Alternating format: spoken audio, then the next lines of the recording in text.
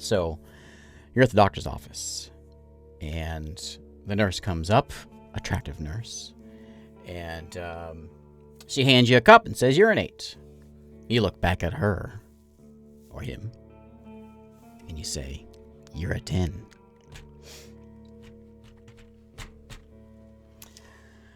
That's it. Stream's over. I can't top it from there. That's the peak of what you're gonna get today. I don't really know where to go from here. You know, like George Costanza, go out on a high note. That's it. I'm out. Everyone have a good one. You've all been wonderful. All right. Today we're checking out Roadwarden. I've been looking forward to this one for a long time. I played the demo. Like a year ago, 2 years ago, a while ago, I played the demo. It's one of those talking games. I'll do a lot of talking tonight, but it's a little more than that. Like we played that cyberpunk kind of one a while back, the space station one. I can't remember names. But there's just more to it. We're not just like along for the ride on a story.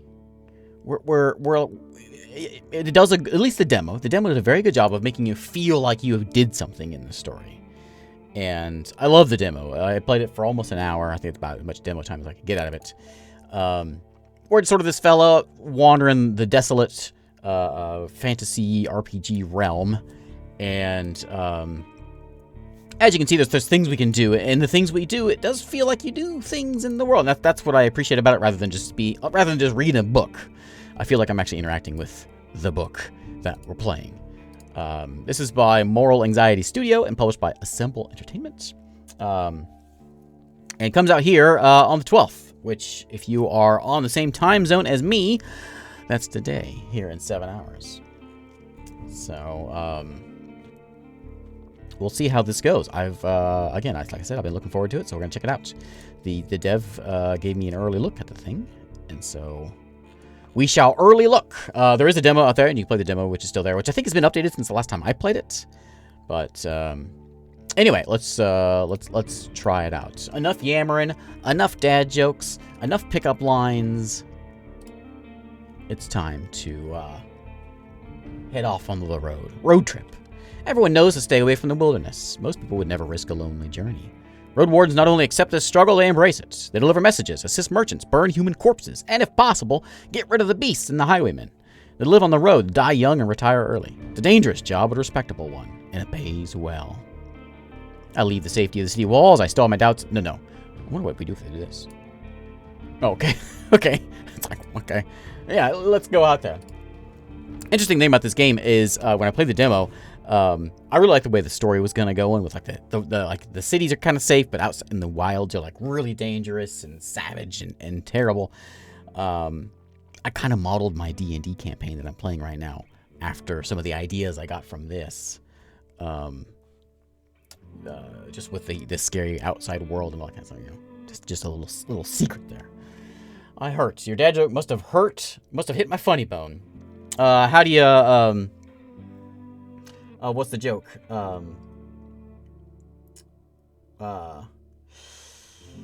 What happens when you boil a funny bone? You get a laughing stock. I know you've heard that. You've probably heard that one before. I think I posted that somewhere before, but it comes to mind. We're gonna go with. We have a 40-day time limit on this one. This one is just casual time. So the dev messaged me on Twitter, and I think let me make sure. I think he said we've got like 30 plus hours or so of game time here. Yeah, the full playthrough is a safe 30 plus hours, they say. I'm assuming that's going to be sort of the standard playthrough. So yeah, we won't be here for 30 hours.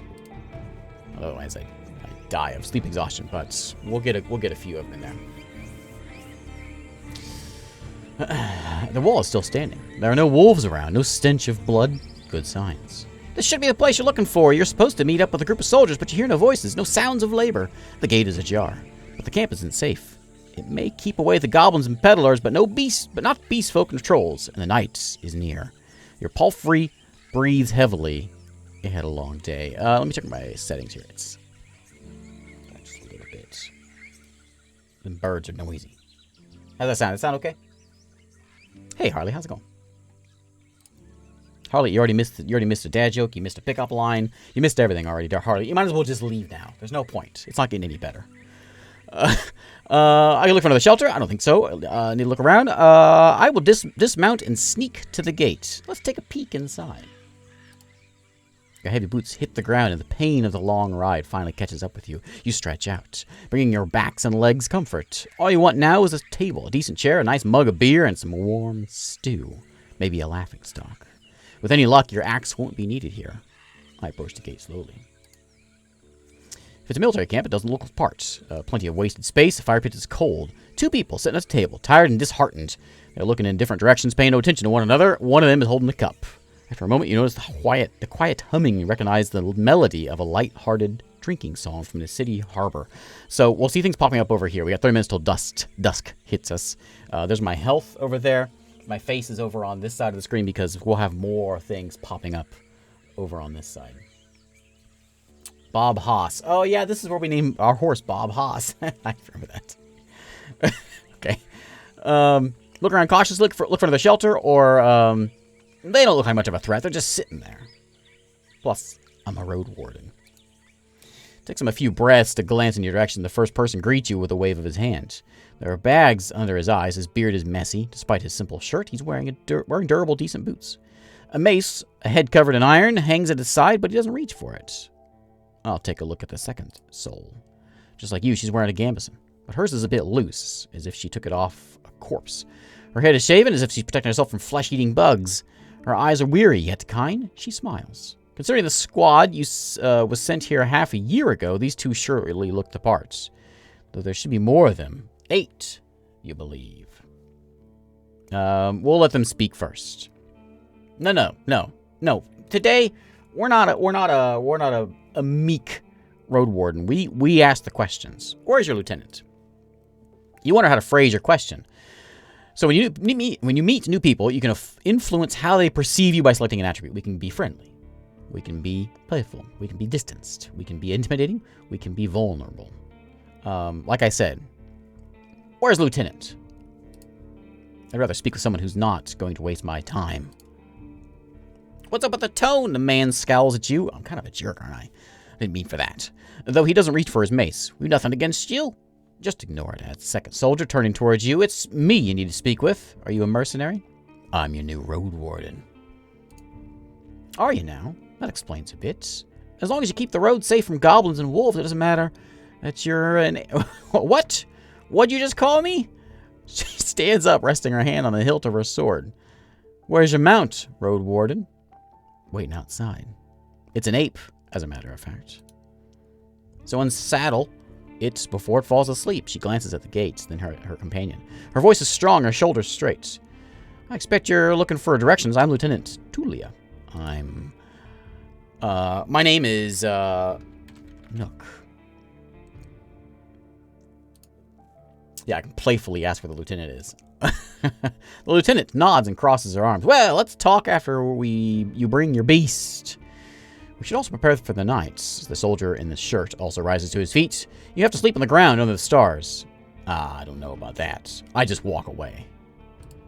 You walk through the gate. Your mount looks around and snorts anxiously. I didn't mean to leave the camp.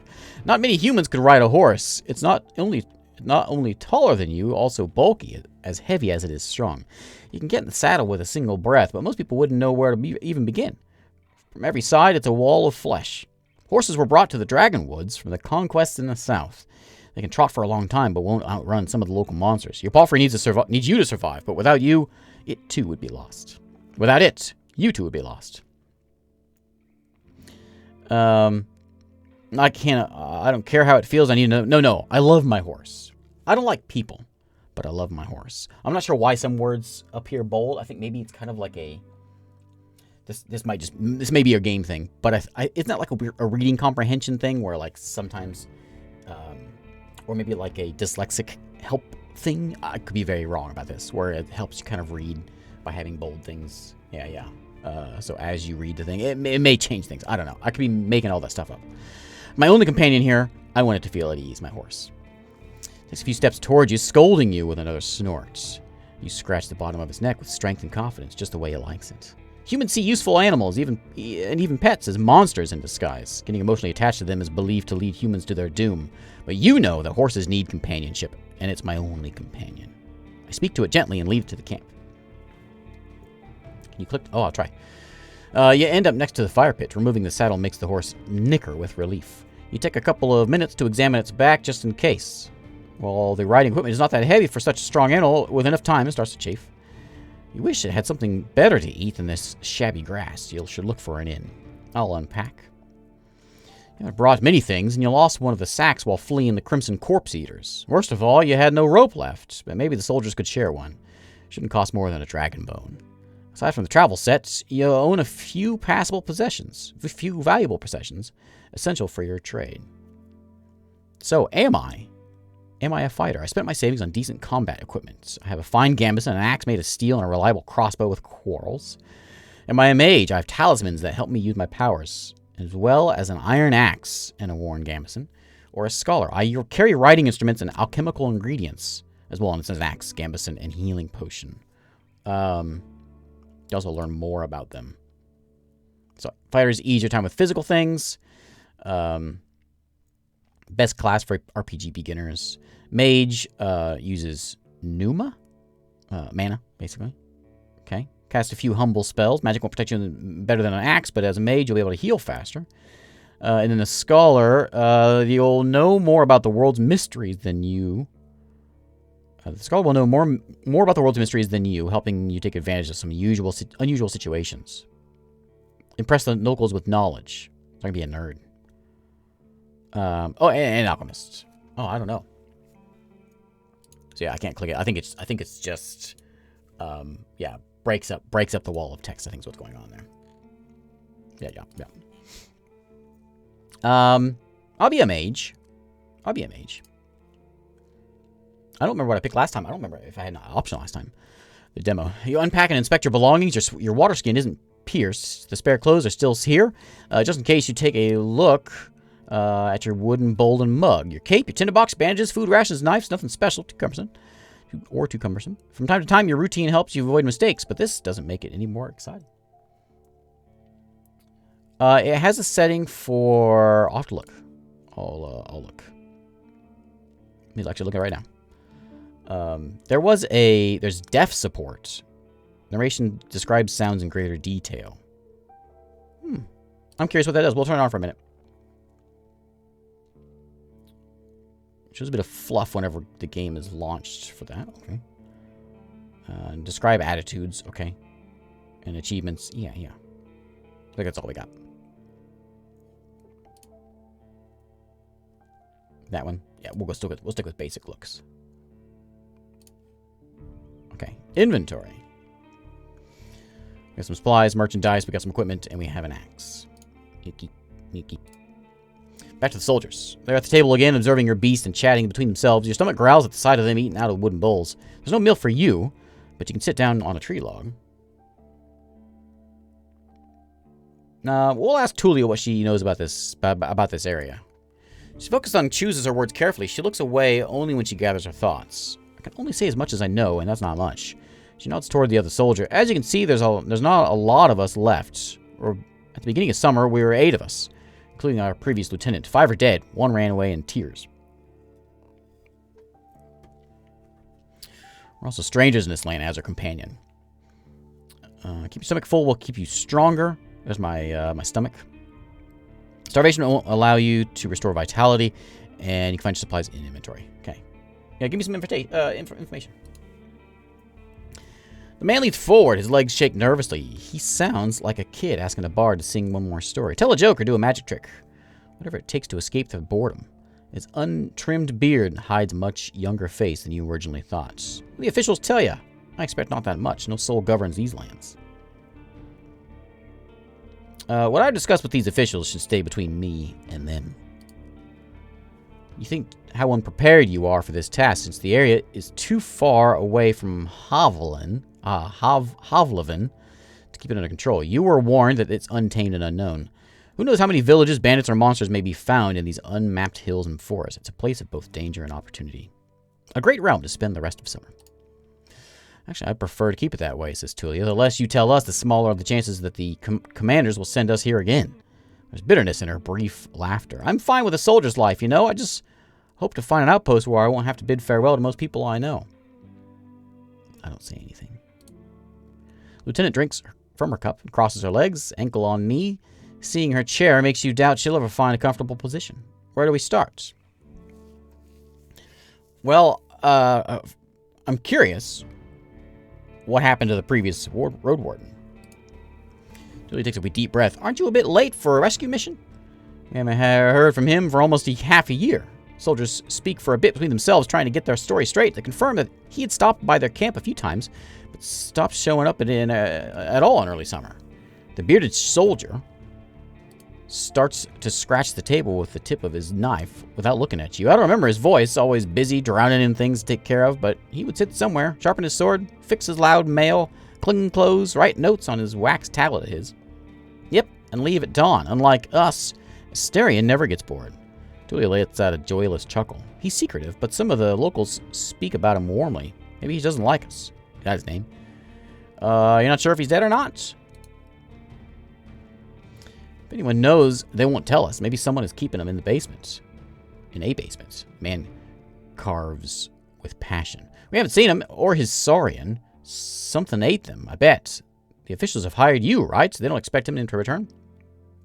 Rich Roadwardens often use four-legged meat-eating saurians as their mounts. They have to be tamed and trained since they're hatching. Oh, like lizards, right? Unlike horses, they can easily defend themselves from many monsters. At least your palfrey is fast and reliable. It won't suddenly sink its teeth into an innocent passerby. What was he looking for? Did he leave a message or anything?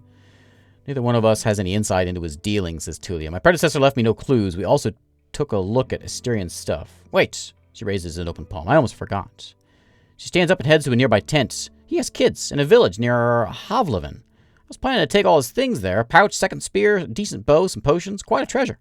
She glances at you, but I would much prefer to bring them the truth about their father. You want me to find out what happened to him in exchange for his stuff? Here's the catch. She dusts off the hilt of her sword. We've hired a messenger. You got dust on your sword? We've hired a messenger to ask the commanders for further orders. Since she hasn't returned and you know nothing about her, she either ran away or something happened to her. She sighs with resignation. We're meant to stay here until fall. What do you think? Come see us. Tell us what you've learned about the man, and we'll get back to Havlevin together. Havlevin together. I don't know why I can't say that. You think about your real mission. You're planning to return to Havlevin in the early fall anyway. If he's alive, I don't think he's going to be happy about me taking away all his stuff. True. But he's considered dead. I doubt he'll spare you anything.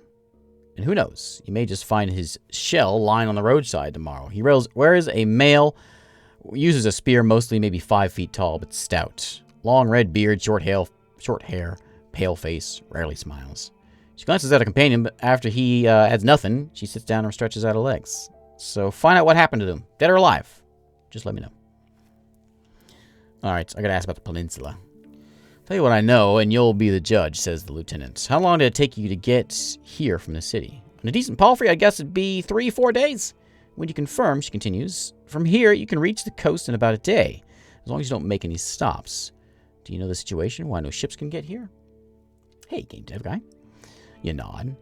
The sea route allows Havlevin officials to keep in touch with the coastal villages. To collect taxes, move the soldiers, collect lumber, deliver tools, but maintaining an order on a wild coast such as this one is like filling the ocean depths with coins. Because of all the rocks, you can hardly stop a ship 5 miles from the shore. Boats can't get any closer. You know, I don't know much about fishing, but I know but there's not that many people living by the shore, and they don't crave to stay in touch with the city folk. She pauses, her companion carries on. No soul from the north ever came to the camp. But when we travel to the roadside inn, Pelt of the North, they're happy to trade and play dice. Why not just stay at one of the settlements? He clears his throat. I mean, you know, we're to guard this road. This camp is our post. And he turns toward you, to Tulia. She lowers her voice. Don't take it the wrong way, Nook. But are you a devout soul?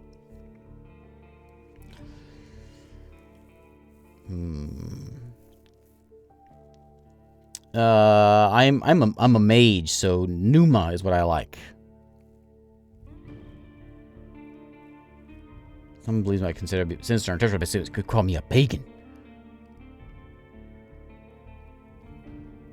Oh,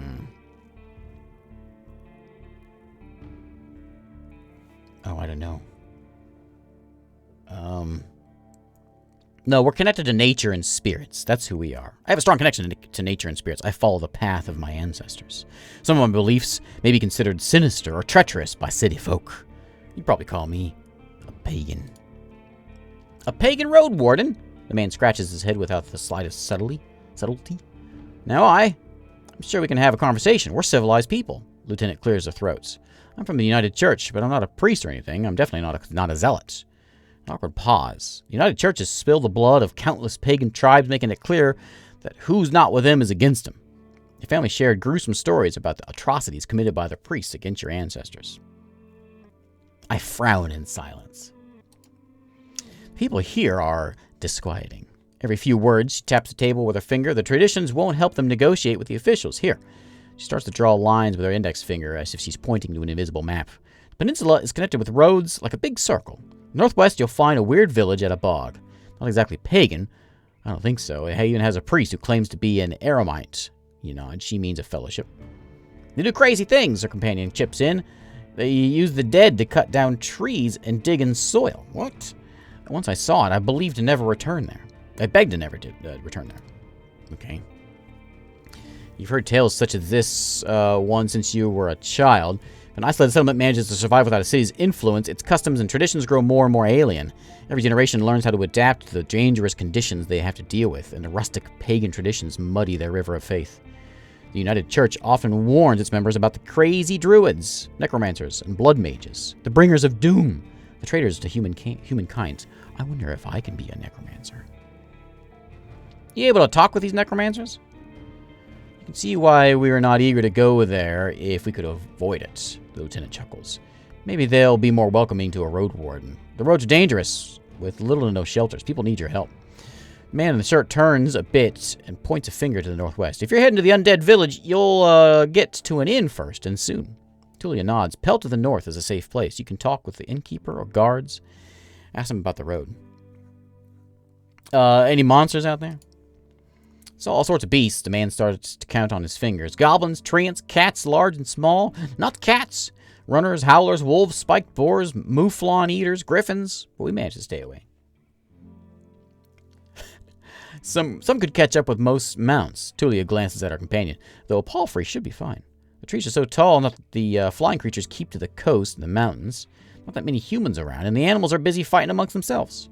They fight more for food than territory. Soldier cracks his knuckles. Don't provoke them to ride. Don't provoke them to ride fast. Just count on luck. What's east? It's dusk right now. Is that ticking away as we chat? She stares across the camp. Hard to tell. We went there only once. There's hills, forests, rivers. We saw a tunnel sculpted in leaves and branches. We didn't enter it. Wilderness all around. Okay. I need to ask him about the rope.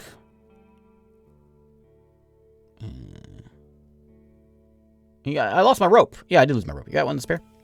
You're in luck. She heads toward one of the crates and moves aside a large linen sack, revealing a rope. She brings it back and nonchalantly sits down on her chair. Take it. I was planning to leave it behind. It's a fine rope. All right. I take it and offer some food in return. No, I'm not doing that. I'll take it for free. All right. If you were me, where would you go next? That's a good question. To the inn, of course. He grabs his empty mug. To the one northwest from here. If you can't afford the room, the main hall is free of charge. Locals rarely gather there, but the northern road is much more traveled.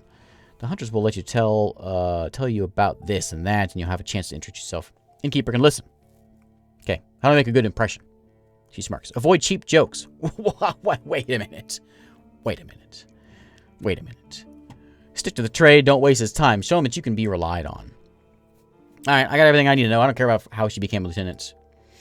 Are you sure? Said the bearded man. We may not be around the next time you're here. I'm good. I'm good. We very much should. Tulia sighs with relief. And you'll need a lot of sleep on your journey. Okay. Thanks, Mom. Archive is the most recent text, which we just did. Okay. One more thing, if I can. Bearded man approaches you. Can you take the first watch? Splitting time between 3 people makes a difference. Makes a great difference. You think for a moment. To fully rest, you need a good sleep. No. I'm tired. Not my job. He nods, but the spark of his eyes wears off. I better put my armor on then.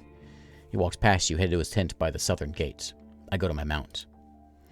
You go to the barrel and splash water in your face, what makes you even more aware of how much you need a bath. After the night, it'll get only worse. Your horse is already napping, but too anxious to lay down. Look for a place protected from the wind. I use my bag as a pillow, put my blanket on the ground, and cover myself with my cloak. You're used to sleeping in such harsh conditions, but it's better than nothing. The weather is gentle, maybe you won't catch a cold. The stars instantly inspire your dreams, both with their splendor and making you look for patterns and shapes among them. Your job starts tomorrow. Okay. My job is to explore the peninsula. The Merchant Guild wants to take control of this realm. Your wardening duties are secondary. First and foremost, you need to explore the peninsula, learn about the territory, resources, and threats. Get to know the locals, and if you can, convince them to consider negotiations with Havloven officials and traders. Could the tribes resist the soldiers, or be a threat to the priests of the United Church? Are there any forbidden practices that need to be eradicated, such as blood magic, necromancy, robbery, or slavery? I got time. 40 days. No problem. No problem. Yeah, so I think this is a pretty open game, as in like the choices you make, I think, are pretty. I don't know this for sure, but I think it kind of leads in a different path, right? So, what I do on my playthrough, I'm assuming will be a much different playthrough than if you play the happy guy that has a playful attitude, you know, and all that kind of stuff. So we'll see. Once you finish your reconnaissance, speak with Tulia and return to Havloven. Then report back to your employers and get your reward. In the meantime, you'll have your own goal to pursue. What's my own goal? To get extra coins so I can help a person I care about. Gather extra coins so I can retire early and live in prosperity and safety. If I gather enough connections among the local leaders, I'll use them to become a major player in the Merchant Guild. If I want to be remembered as a soul who brought peace and order to this realm, a hero. I want to help people, make this region safer for the locals and the newcomers alike. I want to find a new life for myself. I have a difficult past, and I want it to be forgotten. That's what I want. Yeah, new life for me. Your half-asleep senses are catching the sounds of the wild forest. All the roars, whimpers, howls, and singing, and your instincts keep you alert and anxious, though the pleasant, humid, late summer air evens it out slowly. You're thinking about your goal, but you need to gather your strength. Okay. Press sleep button to rest. Okay, blanket won't be much of a bed, and the palisade barely covers you from the wind. Sleeping here will be severely uncomfortable. Okay. Take a look at your amulets. For most people, they would be nothing more than trash, but you wouldn't sell them for a pouch of dragon bones. You use them to shape Pneuma, I'm guessing it's Pneuma, to your will. With these little mementos, the few spells you're familiar with are far more reliable. Who knows, maybe there's already some power held in them. You look at the old, though clean bandages that remember dozens of herbal balms and wounds. You can put them on your hurting muscles, bruises, and scratches, and then hum an old song about time, which either heals all wounds or kills us too soon to let us bother with our problems. After a few hours or so, the linen will warm up, confirming it did its job. Maybe it will even out the pain of sleeping on the ground, though you'll lose some of your energy. Where's my Pneuma? Is 3 of 5. No, my Pneuma is more important than rest. Surrounded by sunlight, your back begs you to stand up. Before you fully wake up, you smell a roast. No burning meat. Burning rotten meat. Disgust crawls towards your consciousness. You stand up. Normally you would dust off your cape and blanket, but your instincts are stronger than your routine. Your horse is looking around nervously, and bags are where you had left them. You see an open gate. Well, I'll just stroll outside, I guess. I guess I need to eat something. I'm going to go outside first, though. Those soldiers are standing near a humble pyre. The man in the shirt looks at it contemplatively. Tulia is the first one to address you. Nook! She greets you with a nod. We use the horse's manure for the flames, so don't worry about cleaning it up. You see a corpse among the flames. It's impossible to tell if it belongs to a male or female, but it was an adult. The burning process won't be over for a couple hours. Traveler or undead? The latter, a young one. She lacked the pneuma to understand that she couldn't get inside the camp without climbing. I stabbed her with a spear from a safe distance. She shifts her weight. One more fog and she'd be a real threat. Even now, it took a couple of hits to knock her down. Sooner or later, every human shell wakes up, gaining more strength with each soul it devours and each moment it spends in the fogs. Burning the dead is not just a religious practice, it's a necessity. Soldiers, priests, village mayors, even road wardens. Making a large pyre takes a lot of time, but it saves lives. Tuya calls this undead a she. Most unites hesitate to do so. It's time for me to leave, but can I have a snack? Oh, I can't right now. Okay, time for me to leave. Running away from the reek, huh? I don't blame you. She looks down at the fire. Find us here if you learn what happened to Asterion. We leave once fall comes, if not sooner. Safe travels. These words make you stop. An old farewell mocked in a number of songs and tales. But yet you hear no scorn in Tulia's voice. She observes the fire with one hand on her hip, the other on her chin. I prepare for my journey. Okay, you gather equipment and spend about half an hour warming up and preparing your mount. Double checking the buckled straps. Put on your gambeson, make sure your axe is tightly attached to your belt, and get in the saddle. Palfrey knickers, ready to leave. It's time for you to get to your crossroads north from here. So we got a travel button here. Travel forward to continue your journey. Once you're done with the north, speak to Tulia about how I want to go east though. East is where the spooky stuff was. North we go. Even at a later hour, you wouldn't expect to meet any travelers in the valley. The warm summer breeze lures your mount forward, but the serene chirping of birds is quickly replaced by the distracting screeches and gurgles coming from further down the path. You soon find a pack of four-legged griffins. They're larger than foxes and merge the feathers of birds and furred beasts. Each one is a different size, coat, and colors, and their temperaments are just as varied. Their fronts are covered with vivid feathers, while their rears have darker fur. Their wings are massive, making them impressive jumpers, but they're too heavy to fly. 24 beasts are yelling, brawling, and chasing each other around, blocking your path. Let's consider our options. You can't enter the forest blindly. If these other creatures were to chase after you, the thicket would be disastrous for your horse. There are reasons why travelers stay as close to the main roads as possible and why adventurers move in groups. Usually the safest approach would be to stay where you are and just wait for the pack to get hungry. It may, however, take up to a couple hours. Think about your conversation with Tuli. You got a lot to do, and the time may be of the essence. I could also cast a spell. Take my axe and hurry the horse. If we ride fast enough, we should be fine. Or I stay here and wait. Let's see what we can do with this whole spell stuff. I grab an amulet and shape a missile of light. A harmless flare will frighten them off. Yeah.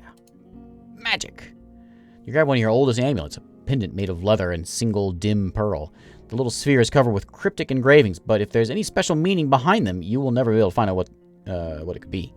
Holding the pearl between your fingers, you feel the pleasant, familiar warmth. The spell you're about to cast is not much more than a mere illusion, but you can take a couple breaths, trying to minimize the risk of failure. The pneuma leaves your shell, formed into a white ball that you barely comprehend. When it falls next to the griffins for a couple of blinks, it emits a dazzling light. Animals squeak and snarl, fleeing in multiple directions at once. The road is now clear. I ride forward, enjoying the touch of my pendant. It cools down slowly. Learn more about my abilities on the character sheet here. I have a healing ritual as well, apparently. Okay. Can I eat? No. Okay. Well, we'll just keep walking. I ride forward to enjoy the, yeah. Keep on going.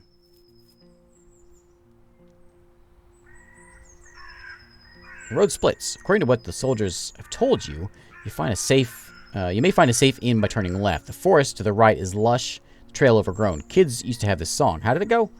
The harshest pathway leads to the dragon's lair. Those who search for treasure, do you truly dare? The signpost in front of you doesn't make your situation much clearer. It was put here by someone who can't write. For folks who can't read, covered in old red paint, it points east. Blood there, as people say. Danger to be found. There's not a soul to ask for guidance. Well, I look on my horse. What's my horse's name? Bob Haas is my horse's name. Bob Haas is peaceful as you stroke its mane. Maybe it can help you choose a path. But you've spent many years together, happy to go on. It takes a couple steps forward. You spot a few berry shrubs and wild cabbages. They still need 2 weeks to gain maturity. Oh, we go to travel. Okay. Do we go to the east? Do we go to the west? So they tell me I should go west because that's where the thing is, but I kind of want to go east.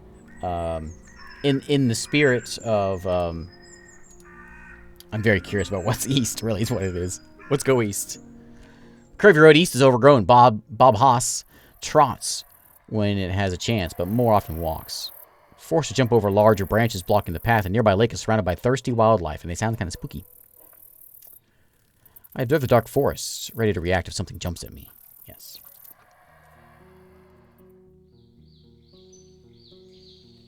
Hey, I remember this from the demo. Maybe I went this way. Maybe I'm the same person as I was when I played the demo. A couple of stone slabs were turned into a hut-like shape, one of the ancient chapels raised by the priests of the United Church. In the days of the few soldiers and even fewer shelters, the dolmens proved to be especially durable, though the conditions they offered were harsh. The entrance is barely wide enough to let you walk inside. It was meant to keep larger beasts away, including your palfrey. You can't spend the night here. Just mount and look around. I approach the hourglass carved in stone. The most common religious sign of the city folk, adapted by the United Church, orders of truth. The majority of the fellowships used in temples during the funeral rites, but also to code codices or jewelry. The winged hourglass portray the ephemerality of life and the rigidity of time. When possible, they're made of steel, signifying the strength of humankind's determination and innovation. I feel disgusted by this cursed symbol. I should defile it. My goal is to become a necromancer, by the way. The sign brings back the torment of your ancestors, the days of death, rejection, and enslavement. It's not a testimony of verity or piety, but rather the control and ownership. This is our land, it tells you. You don't belong here. As you stare at the image, the fire inside you grows. I can sacrifice my blood to cast a curse. I can scratch it with a rock. Take a bite of bread, chew it for a bit, and spit it out. Spread it all over the symbol. Not as pitiful as our oppressors. It's ignore the hourglass. Be the better person, it says. But no, I sacrifice some of my blood to cast a curse. You cut the palm of your hand with your knife and spread the red liquid with your fingers. You breathe slowly and feel a peaceful cloud filling your head. Will flies lay eggs in your blood? What? That's not the question you should be asking. Is rain going to clear the stone in a day or two? Will goblins lick it clean? None of these outcomes matter. A mischievous satisfaction brings a smile to your face. I don't feel so good. Bob Haas is looking for the next clump of grass to graze upon. I'll go in the chapel. Oh, look, it actually did smudge it up there on the screen. The beams of light get through the gaps between the rocks, but you can hardly see anything. Torch would fill the place with smoke, but a candle will suffice. Wonder how many travelers were sitting on this cold rock observing the entrance and fighting with their heavy eyelids. I'll go look around. In my keyboard, the objects I want to look at. So, what are you looking for or paying attention to? And now we're starting to get some interesting things here. So, like the door, or we have like a. We'll look at the. Is it slab? Is there a slab there? Even though part of the ground is covered with a single massive slab, there are parts free from any flooring. You see soil, small rocks, sand. In one spot, you find the remains of charred wood. We'll look at that. We'll look at the wood. Part of the floor is littered with remains of old campfire, not more than a couple of months old. You see dust, burned bones, and wood. All above is covered in soot. We'll look at those bones, then. Part of the floor is littered with the remains of an old campfire. Yada, yada, yada. What about, like, what do we look at? Well, that's a campfire. We'll look at the walls. They're all around you. Thanks. Let's look at the ceiling. See a couple of spider webs. One of the spots in the ceiling is covered by soot. Well, let's look at that soot. Notice the sticky soot on the walls. Parts of it cover black marks and pictures, possibly letters. Look at those letters. Large part of the wall is covered with engravings. It's difficult to figure out what they are meant to portray, but one picture is obvious to you, a long arrow pointing down. Parts of the wall, as well as the nearby wall, is covered in soot. Look at the arrow. Covered with engravings, pointing down. Can we just, like, look at the floor? Figure out what they're trying to portray. Can I say floor?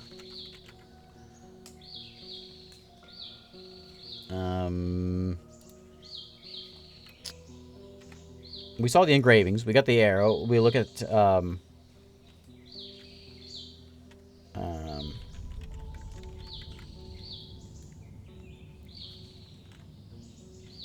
parts of the writing, as well as the nearby wall, is covered in soot. Can we dig?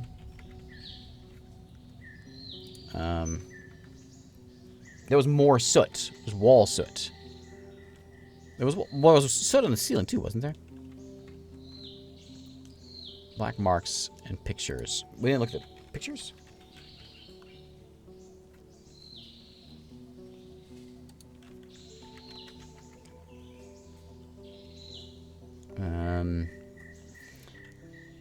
So I think I remember that there's something like in the wall, like there's like a hatch or something. I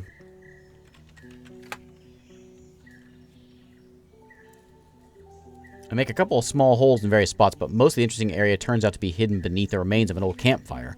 You move all the ash and pieces of wood until you find a well-preserved plank. You dig around, finding a solid trapdoor locked with a steel padlock.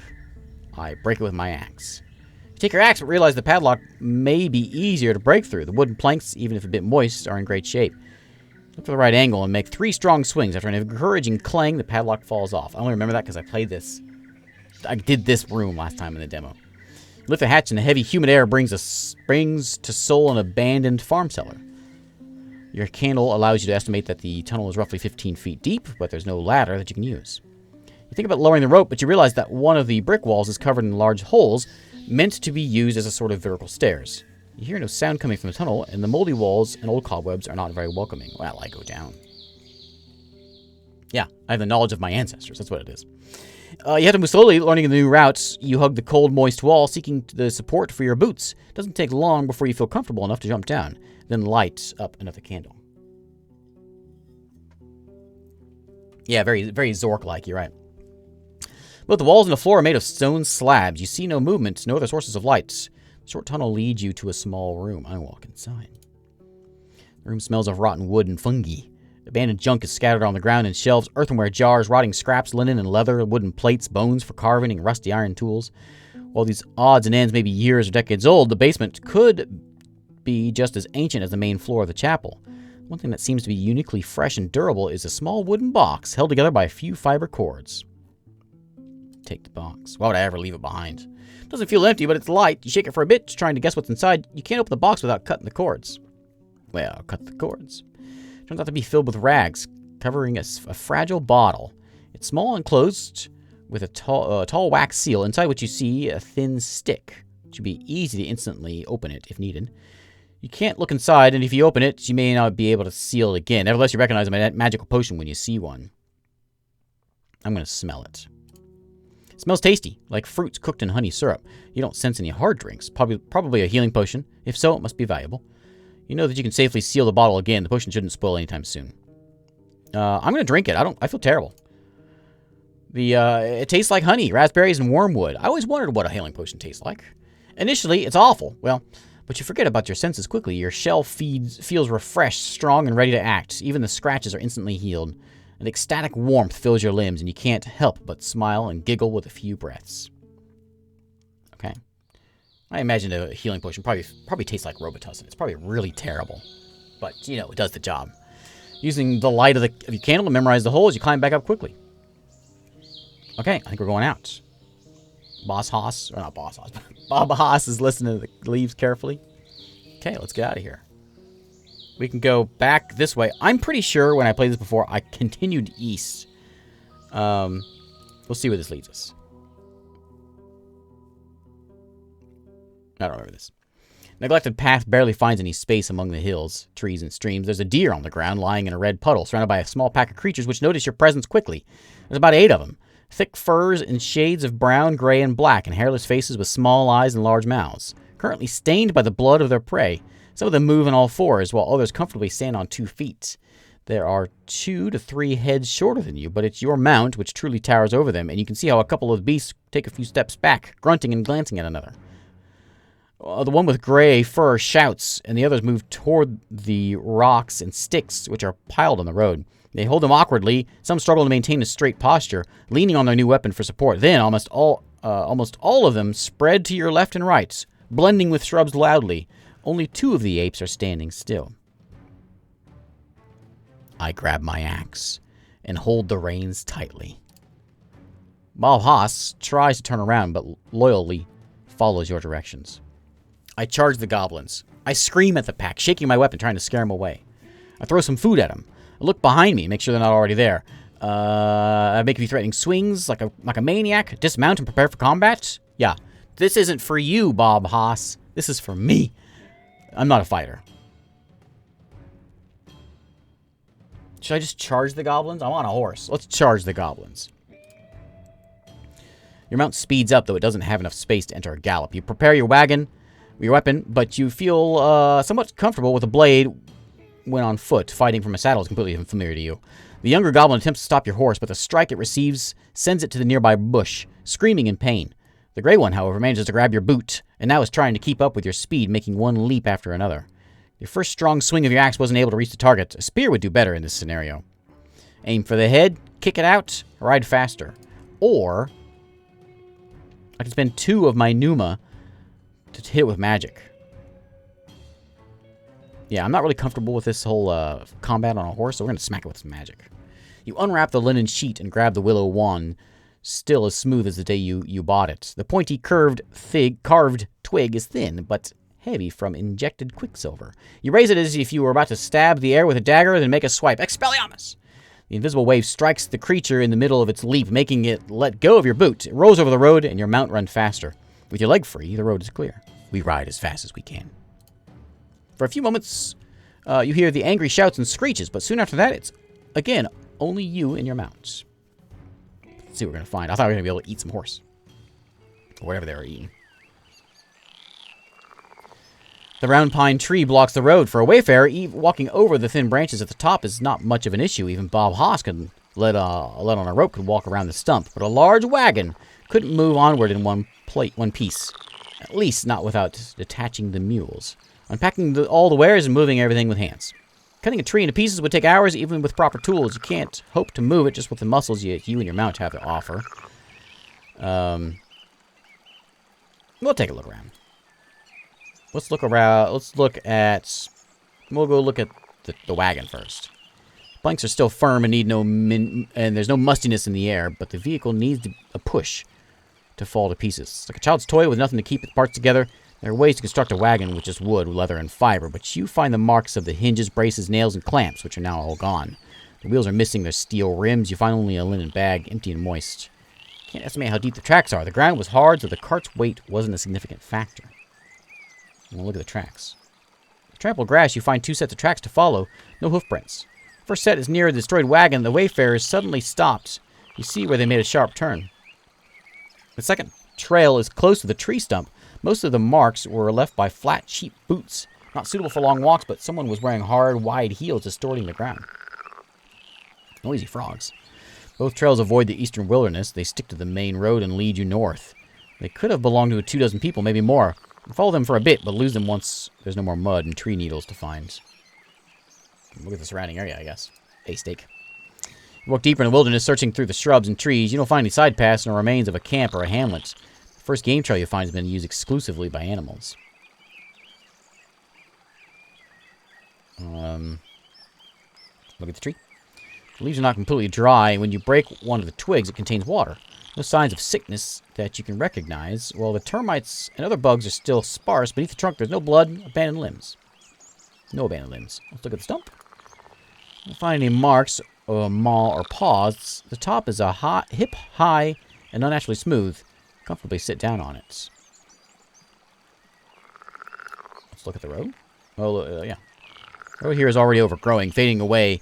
It's in no worse shape than the other parts of the southeastern route. No alternate path has been formed around the blockade. Okay. We'll take 2 steps to disappear in very deep water. The rocky bank smells fresh and is filled with the sounds of frogs, insects, and birds. It's not a good spot to quench your thirst. The beds of long kelp pulled by the flow of the river are crowded with fish and 4-legged creatures that you won't even recognize. I'm glad I didn't wash my face. You keep an eye on the land. There's no carcass in sight and no signs of shells will be left nearby. Something's in the water. The bushes. No berries left, only broken twigs, fallen leaves, and trampled grass. You notice a pointy arrow made by a human hand with a head made of horn and black-orange fletching. You don't know what type of bird would have such feathers. No arrow marks around or even on the wagon. Okay, to the western hill. Rocky wall isn't much of a challenge. The top of the hill is covered with short grass and sparse trees. You notice a couple of bushes with a good view of the road. Just next to the remains of the campfire, charred pieces of wood, ash, bird bones, trampled grass, and a broken earthenware bottle. You follow the deepest tracks leading to the edge of the soft earth. Someone jumped down, or at least stopped stepping on the grass. I think I know what happened here. Tree was smooth, right? It's cut down, set up for an ambush. It's either that or a monster. It's smooth, though. Someone must have chopped it, right? The tree stump was smooth. So it had to have been cut down. Right? Did I read that? Did I remember that right? Let me take a look. Let me look at this stump. No marks or of paw or paws. The top is hip high and unnaturally smooth. Yeah. I know what happened here. Somebody cut it down and set up an ambush. Why was the wagon abandoned? It got stuck in the mud.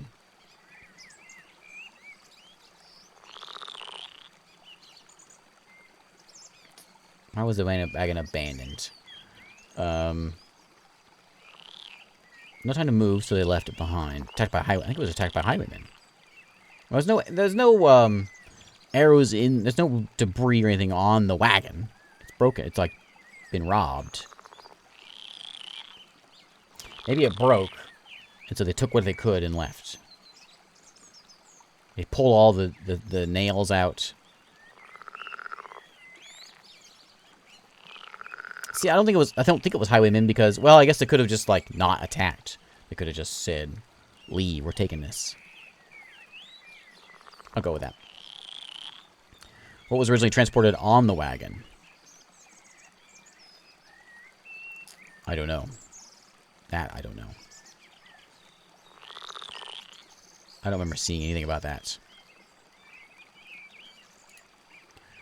What happened to the owners of the wagon? They disappeared in the wilderness. I lost. Well, the tracks. I think the tracks that I followed were the bandits, and then them, and then there was no like blood or anything. They probably got thrown in the water.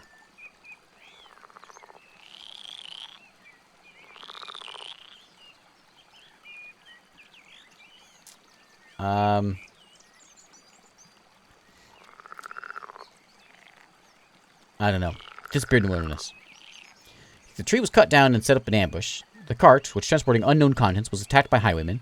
Its owners have disappeared in the wilderness. You sure is what most likely happened? Yeah. I'm sure. I think river too, but I think they went in the river and got eaten by a monster, but that wasn't an option. I'm sure. Can't be sure what really happened here. You don't think there's much left for you to find. Let's hope you haven't missed anything.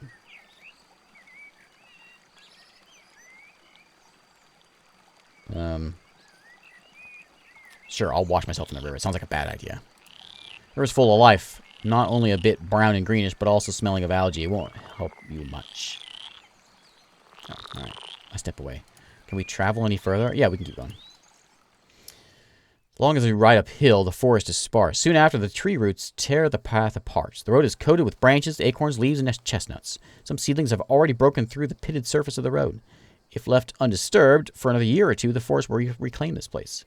Finally, you ride upward again. Whoa. The plants are getting smaller, the road more rocky. I sigh with relief. Can I eat something yet? Can't use my... I'm so hungry.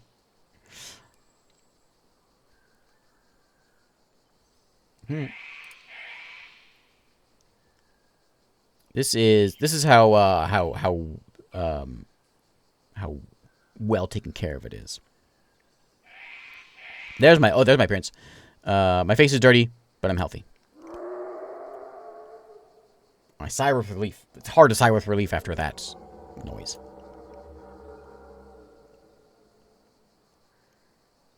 Struggle to ignore the overwhelming layers of the howling wilderness. The birds, insects, monkeys, wind-borne leaves. It takes some time before you isolate the more distant roaring of large monsters from the west, hidden in the deep forest of the lowland. The realm of no humans. Still, you don't hear anything coming from the watchtower. Its upper level lacks a wooden platform from which the guards could fire their crossbows or drop stones on the opponents below, so this place was not meant to be used in combat, rather as a shelter from claws and fangs. Such structures can be found in the especially untamed parts of the Dragonwoods. used occasionally by travelers or patrolling squads since the end of the war. The cities can't find enough people and dragon bones to keep them in good shape. You see no footprints, no lights, no fresh trash or a latrine.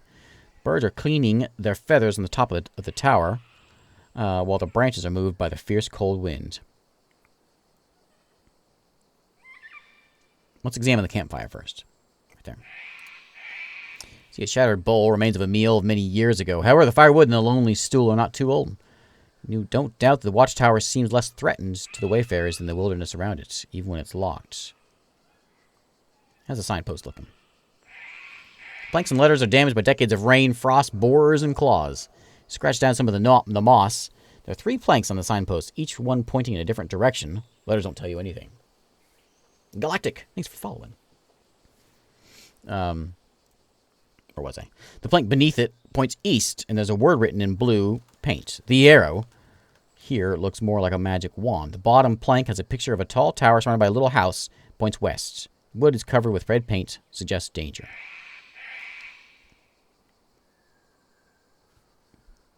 So east, where I came from, right? I came from the south. I don't know. Let's go to the gate. Setting up a firm wall in a place like this is a bit unusual. It goes on for no more than 40 feet until it connects to a natural rock face. Such a structure could be found near a city, allowing to stop any travelers and search through their belongings or request a fee. In the middle of nowhere, deer and other animals used to running here with no hindrance must have been more than annoyed, but risky investment. Touch the gates, made of high-quality wood. Previously soaked in oil, now mostly wiped off. It was left open, and you don't see any wooden bar that would be used to lock it. Try to move the cold planks buried in dried-out mud, with no luck. It requires some weary digging. Okay, go to the entrance. Take a look at Bob Haas. If necessary, it could bow its head and walk inside. This place should be a decent shelter for both of you. The planks are strong, heavy, well protected from the rain and winds. When you knock, they seem to be thick. The door shakes at your push. It won't open. Defense structures usually have a locking bar on the inner side, but you also see a large keyhole. Walk around the tower, making sure there are no open windows or other entrances. It doesn't look like you can get in without destroying the door, or doing so is going to make a potential entryway for the wild creatures. Like, this door is closed, that was trying to say? I'm missing... Wait, just go around. I'll look through the keyhole. Kneel down and take a peek. Nothing in the hole. The room is dark. Oh, it's in here, I guess.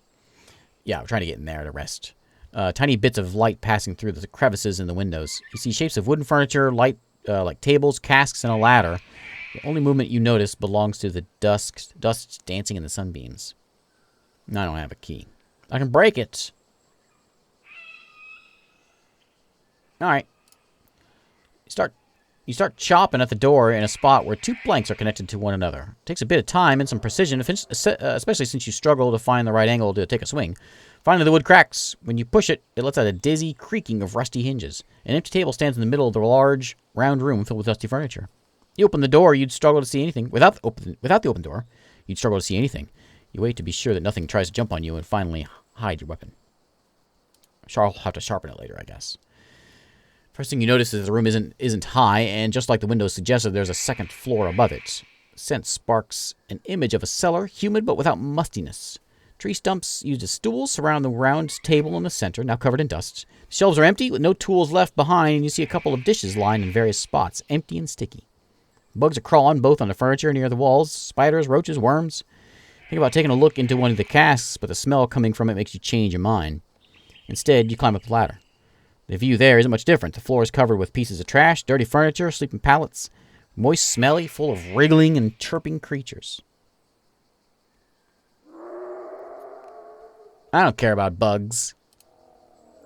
You climb down. Haas is looking at the grass outside, still touched by sunlight. You approach the windows, each one locked with heavy wooden bars in there. Opening them would not be a problem, but knocking them down from the outside won't be an easy task. You sigh with relief. It's an easy place. It's a safe place. I don't have anything that would help me get rid of these bugs. Okay. I guess I can't sleep with bugs. A dad joke. Why did the hipster burn his mouth on the pizza? Hipster jokes. The best kind of dad jokes. Because he ate it before it was cool.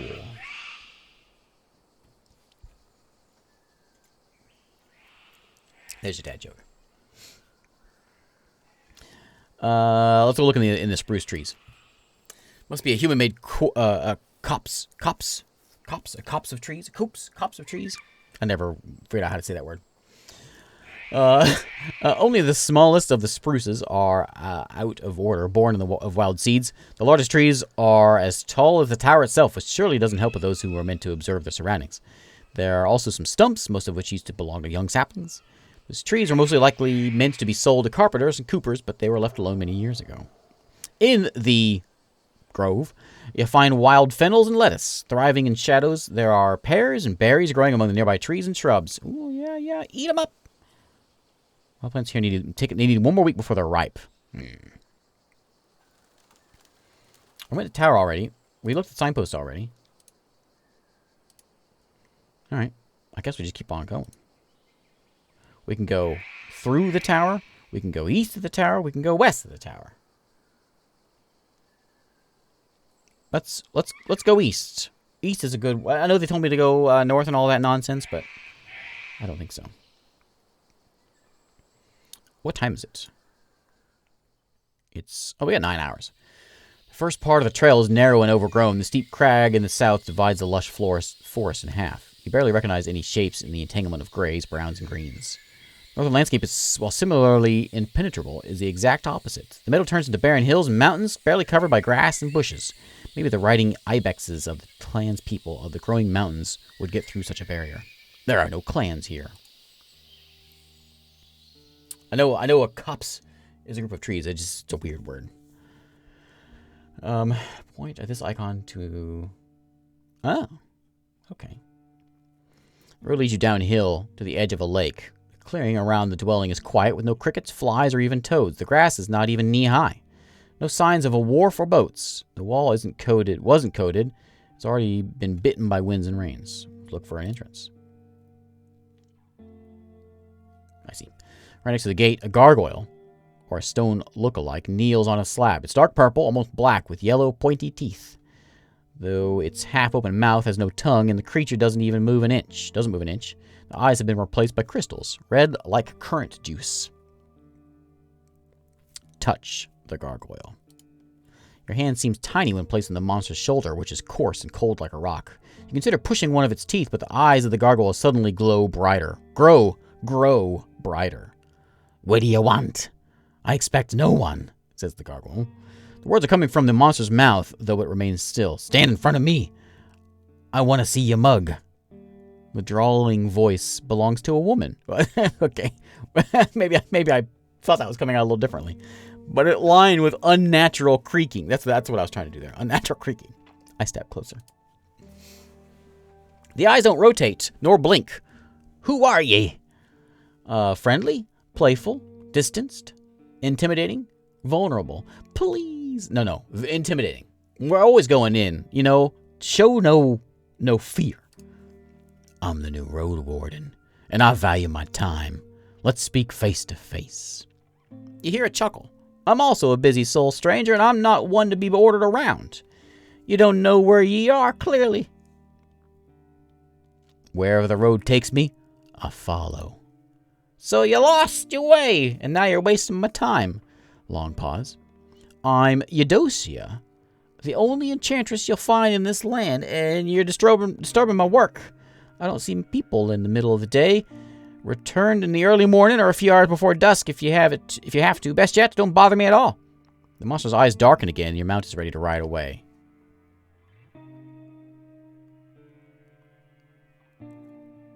How long? We're coming back here. Don't want to wait here all day? That doesn't sound like a good idea. Secluded residence. What's that little spooky guy there for?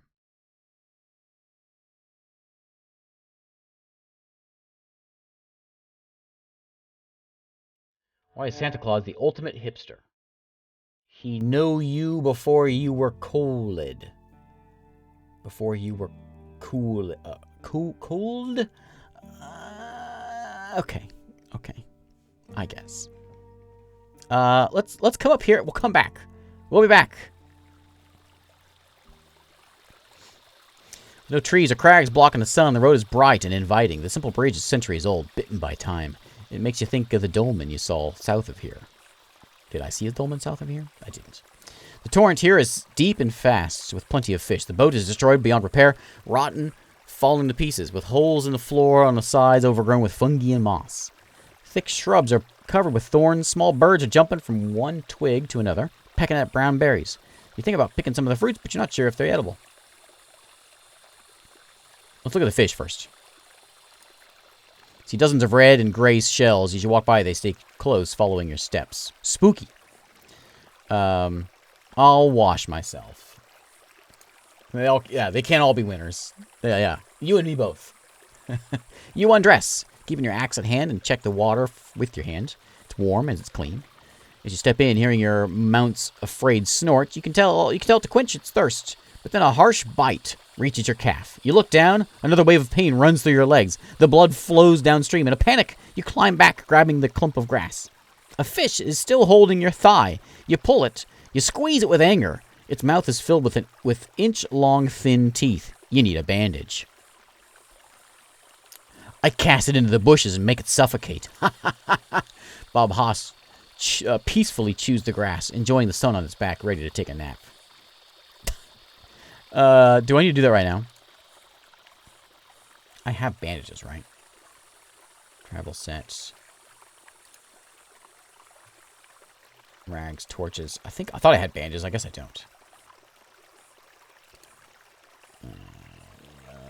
Yeah, why can't I eat the fish? I'll look around for an hour.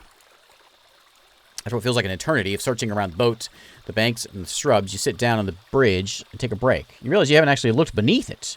You kneel on the grass and look into the darkness. Among the cobwebs and bugs, you spot an old piece of fabric pinned under a rock. You pull it out and find a rotting, torn pouch that contains a single dragon bone. You make sure you haven't missed the other ones in the dirt, but even if they ever existed, they have rolled down and sunk for good. Throw the pouch away and stand up. Litterbug. Bob Haas peacefully chews the grass. Okay, we move now.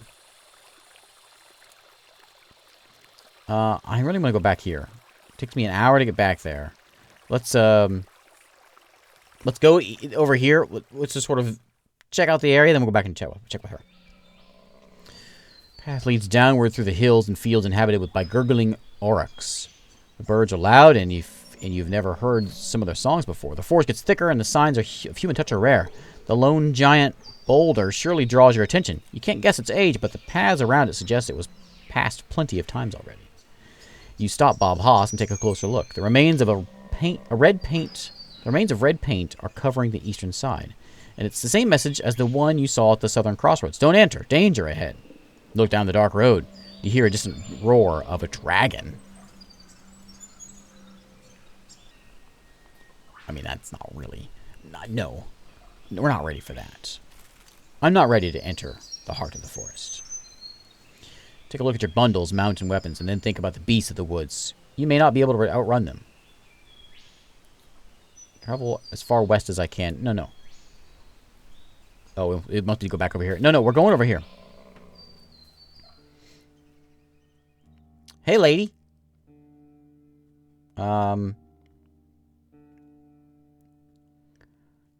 Monster's eyes glow. Go inside. I'll be with you soon. The monster's eyes darken again. Soon after, you hear heavy steps and the earth shakes. Something lifts the beam blocking the gate. You realize your hand is already on the haft of your axe. One day, such instincts are going to save my life. The gate opens violently and rebounds with a loud thud, almost closing again. The creature in front of you is made of floating rocks that appear to be connected. But it's just an illusion. They could twist and bend in every direction. The eyeless sentient sentinel faces you blankly.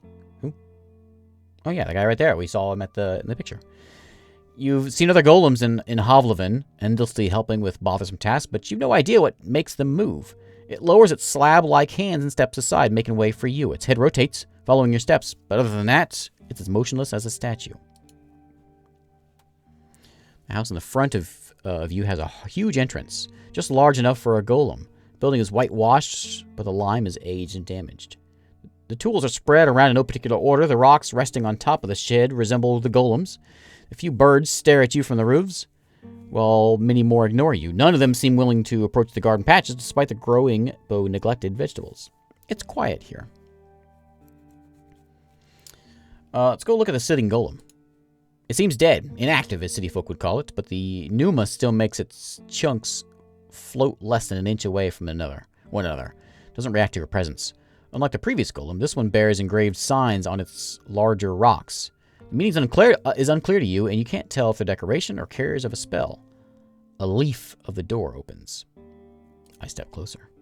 The woman is tall and stands upright, her arms crossed and legs apart. She's more than 30, with a face touched by a lack of sleep. She gives you a long look, observing your blade, hands, boots, forehead, everything but your eyes. I greet you. Without the distortion caused by the gargoyle. That's what it was. It was gargoyle distortion was what was going on before. Her strong voice isn't as disquieting. No surprise that it caught your eye. But don't disturb it. It's very much awoken and it'll defend itself, or me if it comes to it. I give her a better look. She's wearing a long, ragged robe covered in stains. It used to be blue. Now it's unevenly pale. She's barefoot, with skin covered in dust and dirt. Her dark hair was recently washed, but it's untidily spread on her shoulders, back and chest. No jewelry, belt, or buckles. We're not going to go, like, intimidating with her, because I feel like she's, like, something special. And so we're not gonna be playful either. We're gonna be distanced. Hide our emotions. Let's get, well, that's kind of a weird thing to say.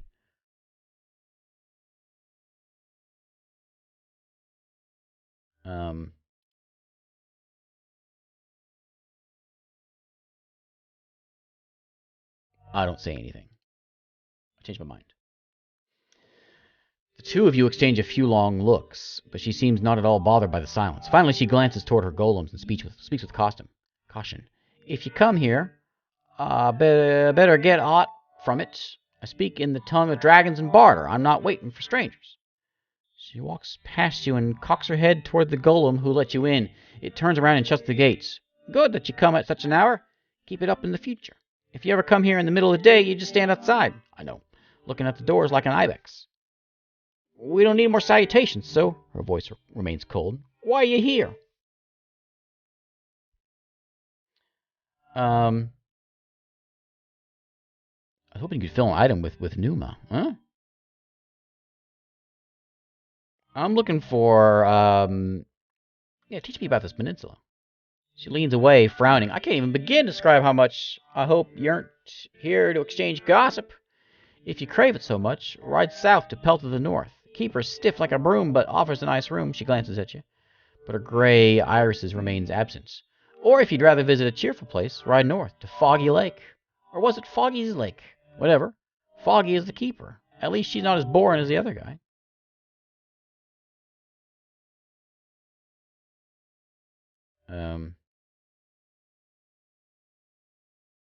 What can you tell me about enchanting?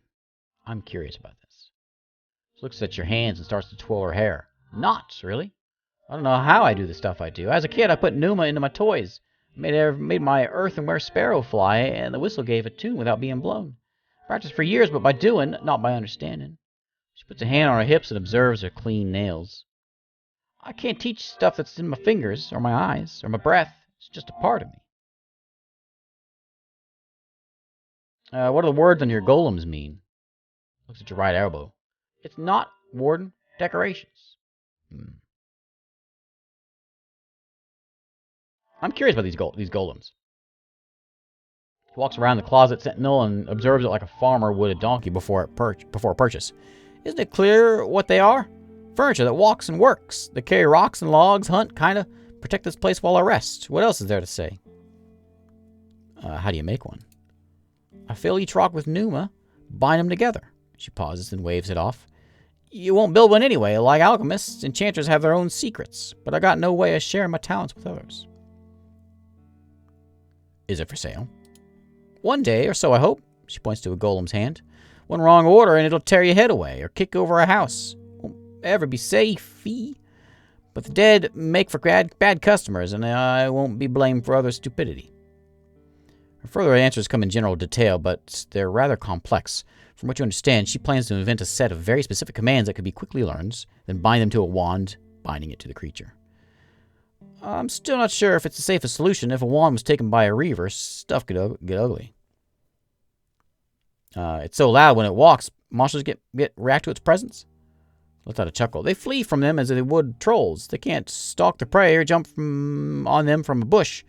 But when they don't move for long, beasts take them for rocks. It's not like they need to breathe. It just sits still, waiting for a roe deer to get close. Golem's eyes suddenly get brighter. It jumps forward and punches the air. It lands with a sound of thunder. That's why I need him to be so large, Enchantress explains. I can't give him muscles. The speed I give him is pure pneuma. Being firm and heavy helps. He disregards the mention of the wrath of the herds. True, I make more mess than most humans would, but that's one of the reasons I stay away from the villages. Being all alone, I give the beasts time to get used to my walls. And my sentinels know how to stay away from unicorns and pebblers. They talk? Hidoshi still moves her lips, but her words are coming from the stone creature, which doesn't move an inch. No more than the gargoyle you seen? Her voice is deep, distorted by an echo. All right, no more than a gargoyle you seen. They don't need meat or bones and listen to my commands, but they have no understanding of what's happening around them. To create a sentient creature, you need a human shell and a whole lot of necromancy. The golem raises its hands and shows you its palms. I'm not going to touch that. And she mentions her creation isn't much of a messenger. It needs to remain close to her. Just look at it. The golem covers its non-existent mouth. It has no eyes, snout, or ears. Seeing the world through its head is like putting on your eyeball in a rose bush. It takes pneuma, but and the further away it is, the more exhausting it gets. I'm going to read this again. To create a sentient creature, you need a human shell and a whole lot of necromancy. Hey, Yogg-Tog. Let's change the topic. Let's not change the topic.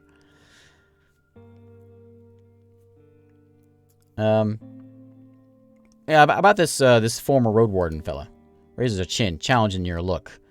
I know not where he might be, but if he wanted to be found, he'd let us find him. She glances at the gate. Aught else? Can you fill an item with pneuma? That's not how this works. She points at her golems. Her nails are short and clean. Her hands are soft. I work all the time, but each item takes me days, sometimes a full season.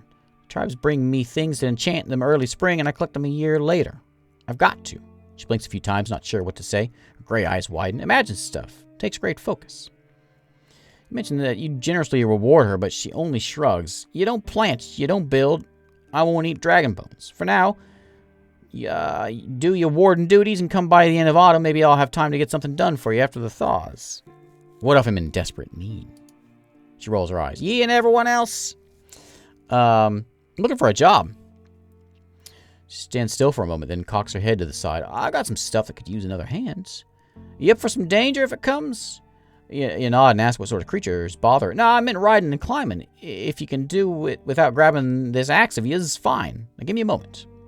Opens one of the heavy doors to her house, and you catch a glimpse of a messy bed and a floor covered with clothes. After a minute, she shows up with a large sack filled with rods made of smooth, clean bronze.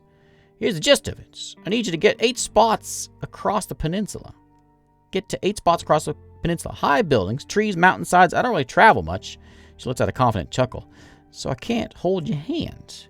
I need one of them in white marshes in the wetlands far west of here. Other than that, you need to keep your eyes open. Takes one of the rods. Once you reach a good spot, place one of these as high as you can.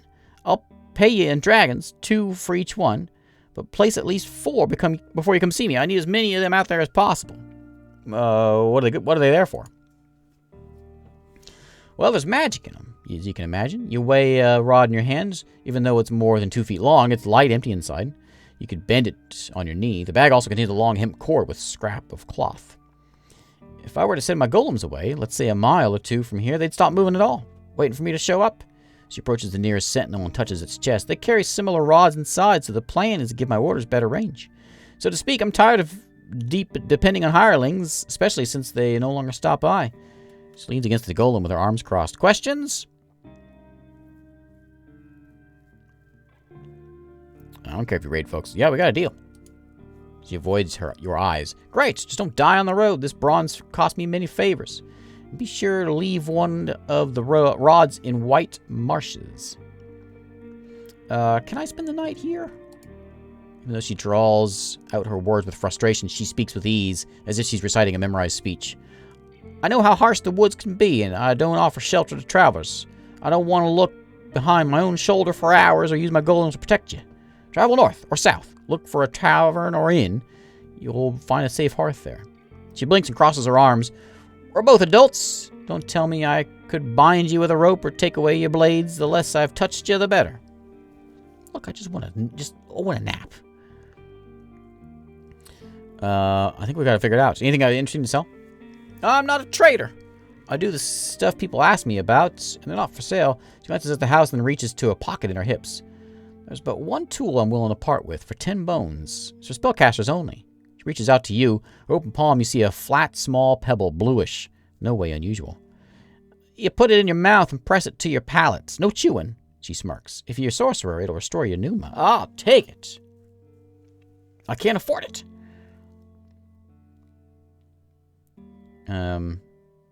Wouldn't a potion be easier? Do I smell of smoke and mushrooms? I'm not going to play around with flask and alchemics. She shakes the rock. This one won't break, won't scatter, won't spoil. Perfect for a traveler or any buyer, really. Steps away and adjusts her dirty robe. It works, and it won't hurt you. If you're smart with it, it's a lifesaver. Well, I wish I could buy it, but I don't have any money. Now think about it.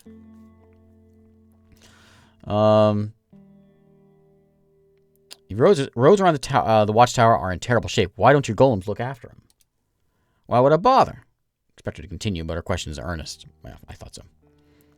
Paths are getting overgrown. Soon, getting to the other villages are going to be impossible. She twirls her hair, looking in the direction of the tower. It may be for the better. She starts listlessly, then shakes her head gently. You may be right. I hope the trail would take care of itself with traders and all, but years are getting emptier. Still, I need my workers to seek food and to guard my walls. She speaks mostly of herself. I could bring you some rations. She observes your boots and crosses her arms. The more bronze rods there are spread across the peninsula, the easier it is for me to send the golems to the woods. For now, let's say 20 rations. 20? I guess gentler roads will get me more food anyway, so I don't need you to bring me any barrels. 20? How many do I have? 2? I have 2. Okay. I'm getting swindled. Trying to, anyway. I'll think about it. What is with that gargoyle out there? Can't an enchantress show off her trophy? She gives you a proud smile. The sentinels took it down years ago. The tribe of old Pagos is fond of statues, so I have my own. Like in the old days, long before the monks came to the north. Seeing your puzzled look, she twirls her hair. A dead gargoyle on the road or by a village gate was meant to scare off evil spirits. I don't know about that, but it's a sight sure taught to the local beasts who they're dealing with. Talk about clearing the road. That was the thing before. Yeah. All right. We can ask her why she lives so far from the village. I think we know why. She looks around. No. Okay. Okay, fine. We gotta go find some place to rest. It's getting dark. We're gonna go, I think she said to go this way. North. Because west, I don't really want to go to the, I want to go to the one that she said. Because I find her more interesting.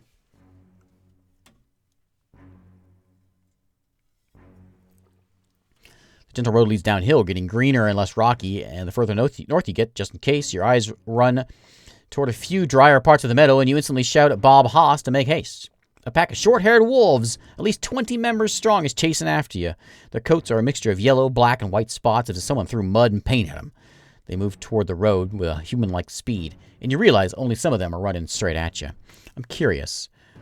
We did the deaf mode, right? Have we seen anything that mentions... Have you seen anything that would, like, shows... that it says, like, more descriptions or something? I haven't seen anything that seems to allude to that. Anyway, I tried to cut my path. If it wasn't for your palfrey, the beast would have already caught up with you.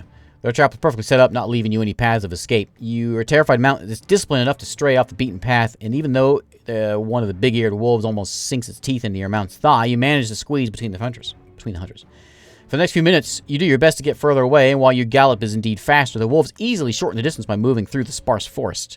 You ride past a wood cabin placed in the clearing at the bottom of a rock face, but you can't stop all the chases at your back. Maybe I have something I can use here. Do I? Think about your sacks and bundles, but the pack won't wait for you to sort things out. The group gets larger the further you go. Even more of its members, previously hidden amongst the trees and grasses, now join the hunt, allowing their tired family members to slow down. You may be able to lose them after some time, but scaring or wounding some of them may force them to give up on their prey sooner. I don't have enough to cast a spell. I got nothing.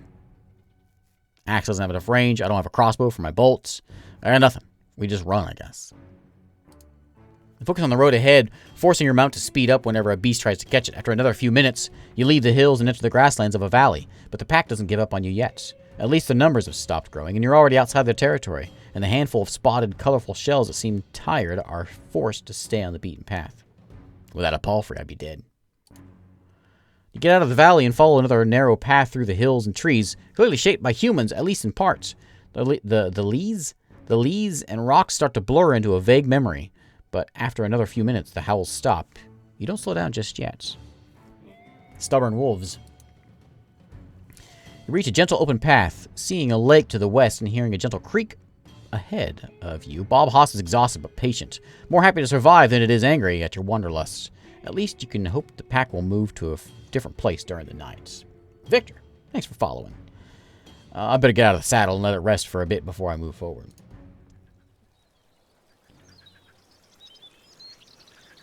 That. The air is humid but fresh, vitalizing. The light touches the road and shrubs, blocked only by a single willow, wild and untrimmed. You're by a lake, too large for you to see its other bank, but this local soil isn't too fertile. Only a few trees on the horizon, while the struggling bushes and grasses fight with layers of rocks. The further path north is green, bright, and calming. A gray rabbit is cleaning its fur near the brook. The sound of hooves make it hop toward the nearest shrub. Right after it sinks into the leaves, you hear its squeal cut off quickly. Whatever its hunter was, it leaves behind only the rustling of the thickets and a trail of blood. You wait for a long minute with your hand on your axe, but the creature doesn't return. You relax a bit and turn towards a stone statue of a young woman. Such a monument would be a better fit for a temple or a rich city folk's house. Here, without any cover, it's already losing its shape from the rains and dust. Chunks of the face and hair have already broken off. Hey, Drongo. How's it going? It has detailed eyes and human-like proportions, and the clothes are like fabric petrified by a spell. The statue carries unusual traveling equipment. A walking staff, gambeson, simple pants now covered by leaves. Ah, she was turned into it, I bet. Let's look at that. Maybe there's a valuable offering there. Yeah.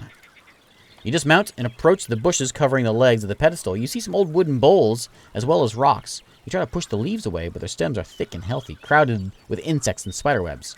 Until you remove the thicket, you won't be able to see if there's anything worth stealing. Thankfully, there are no thorns, and the touch of the leaf doesn't make your finger itchy. It's not stealing, and abandoned statue needs no gifts. In about an hour and a half. About a half an hour, I can use my axe. I've got an hour and 15 minutes before dusk. It's not stealing. You know, I don't need gifts. If you say so. Yeah, cut those things down. You tether Bob Haas to the tree, letting it choose between drinking, grazing, and napping. Prepare your equipment, keeping an eye on the bush where you saw the rabbit's last moments. Use your weight to move the plants to one side, then cut right above the ground. Stems are healthy and flexible, so getting through them is rough. You have enough strength to deal with them in a couple minutes, and throw them into a lake. Work goes on for a bit, but once you're done, your statue stands in its former glory. A couple of old offerings are still on the pedestal. Polished rocks, bone figurines, moldy bowls, and plates that you used to store food. In one vessel, you see a dragon bone. It's dark, and could be older than a generation, but it would surely be accepted by any merchant. I pick it up and put it in my pouch. You wash it in the brook, straighten up just a tiny bit richer. Silence. The statue is silent. I'm going to wash myself in the stream here. The brook would hardly cover your feet, but you could sit on the pebbles and splash yourself with water. Yeah, let's do that. As you wash your sweaty skin, Bob Haas quenches its thirst and looks for intruders. No mean fish this time. I need to seek shelter. I'm getting sleepy here. Too dangerous to stay here. You can't sleep here, but there's still time to travel to a safer spot. Find the closest shelter at the abandoned watchtower. Creatures of the night are surely going to attack you. Okay.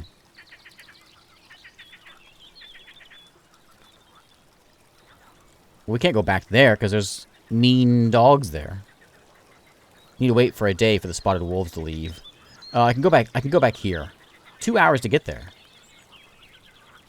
I got like an hour till dark. I can't do that. I can't go back through the wolves' land. The lakeside is filled with chirping and cicadas and crickets, as well as the roaring of beasts from the hills. The yellow, tall grasses are interwoven with flowers and bumblebees. Peaceful water shines as much as the wings of dragonflies. This road is often traveled, and the clatter of hooves carries far. Thanks to the vast field of view, the creature hiding in the meadows are unlikely to jump out an animal as large as Bob Haas. In the distance, you see a palisade and a large building set on the side of a crossroad. Once you get closer, you hear the conversation from behind a wall. Two men are arguing about if they really just heard a horse. Finally, somewhere to sleep. Okay.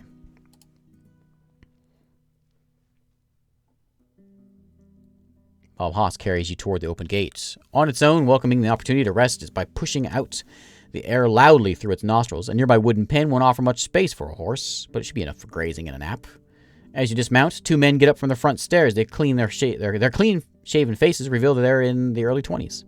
First one's taller than you, broad shoulders, wears a light brown pants and dark jacket, both of them made of leather. With an inviting smile, he heads up and moves to open the enclosure. His steps are heavy and slow, but every moment is marked with carefulness, assuring he won't knock down anything or anyone. The second man looks as different from his colleagues as the sun and the moon. He's unusually short and wears a heavy cloak made of black fur, so large it could cover his entire shell. He opens the door of the building, hides his hand, and peeks into the room. Foggy. His voice is shrill and unconcerned. A messenger come. We found Foggy. Okay. Take off some of my bundles, let my horse rest. The hanging barrel sways in the wind, marking the place as an inn or tavern. The building resembles a merchant's house from Havlevin, whitewashed with oiled, elegant wooden beams. Fragile walls are high enough to avoid floods and snow, but you have no doubt that a troll or even a pebbler could easily break through them. Palisade's short and has hardly any support. No walkway for crossbowmen, hardly enough even for a makeshift hamlet. Yet it's the open harbor that makes you uneasy. Aside from the fish, any creature, aquatic or not, could just walk into the yard undisturbed. Path is covered with paw prints and claw marks. Don't leave Bob Haas outside at night, is what it's trying to tell me. Black and white bird swoops into the water, flaps its wings, and takes off with a silver, twitching creature in its talons. The large man clears his throat. And what have we here? Coming from afar, friends? Are there now horses and howlers? His voice is stentorian, whatever that means. Close to a shout. You recognize vaguely his accent from the city harbor.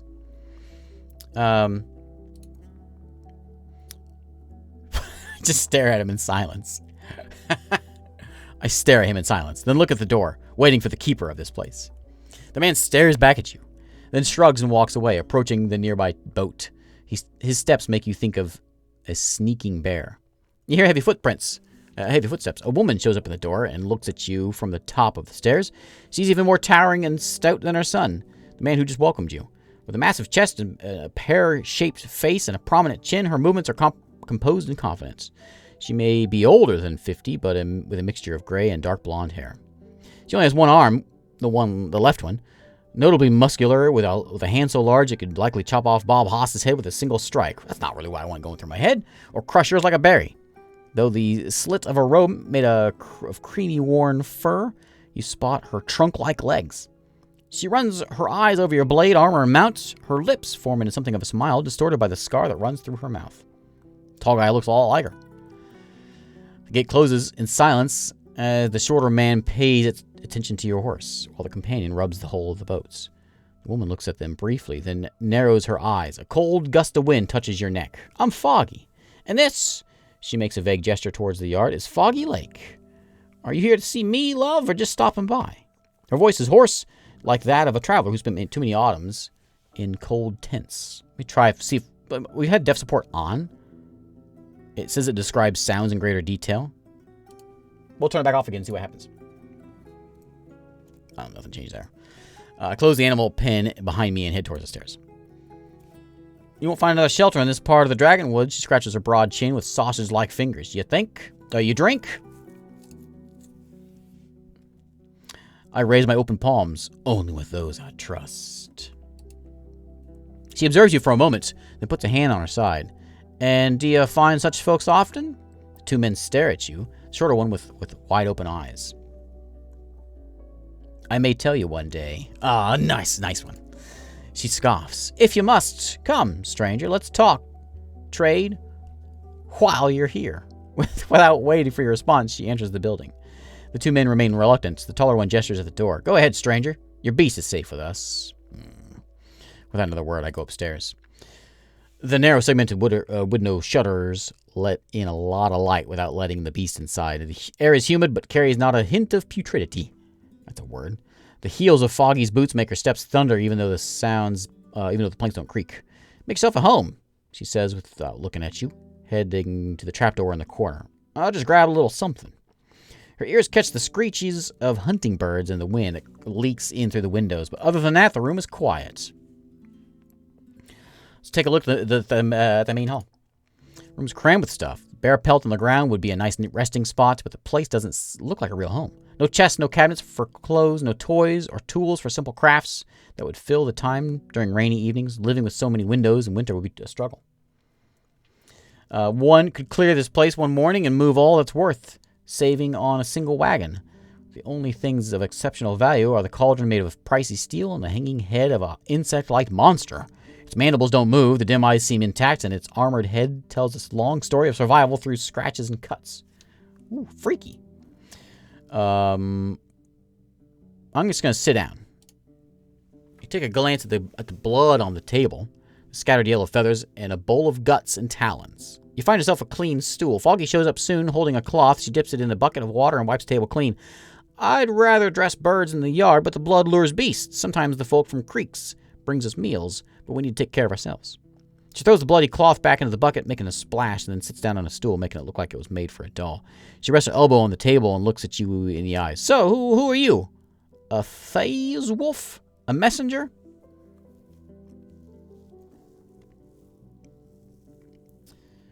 I'm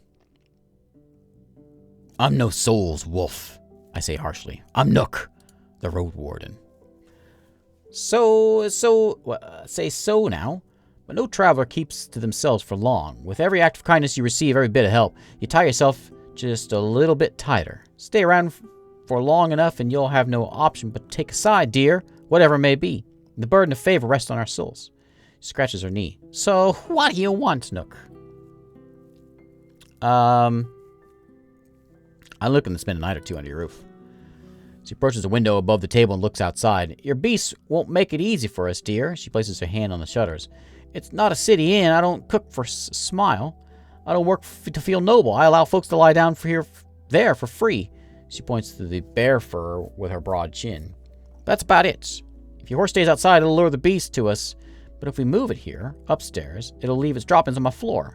She gets annoyed even by the idea of it happening. If you want to rest here, love, you better be ready to either pay with a coin or some food rations, or to spend the night keeping your mount quiet, and clean after it in the morning. Will you? Yes. You heard anything about necromancers in the north? He rubs her chin. I don't like what they're doing one bit, but I can't blame them. The folks at White Marches struggle. They don't know how to protect their kids, their elders, Orientius. They're priests. She cracks her shoulders. A quiet man, but preaches like a zealot. Always looks like he's on the verge of crying. She opens the door with a wave of a hand, letting in some fresh air.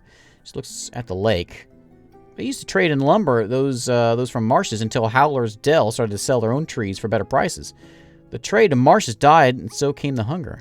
She looks at you with an unclear grimace on her lips. You may judge him, but at least their preacher gave them hope, even if it's tied to black magic. I'm curious about black magic.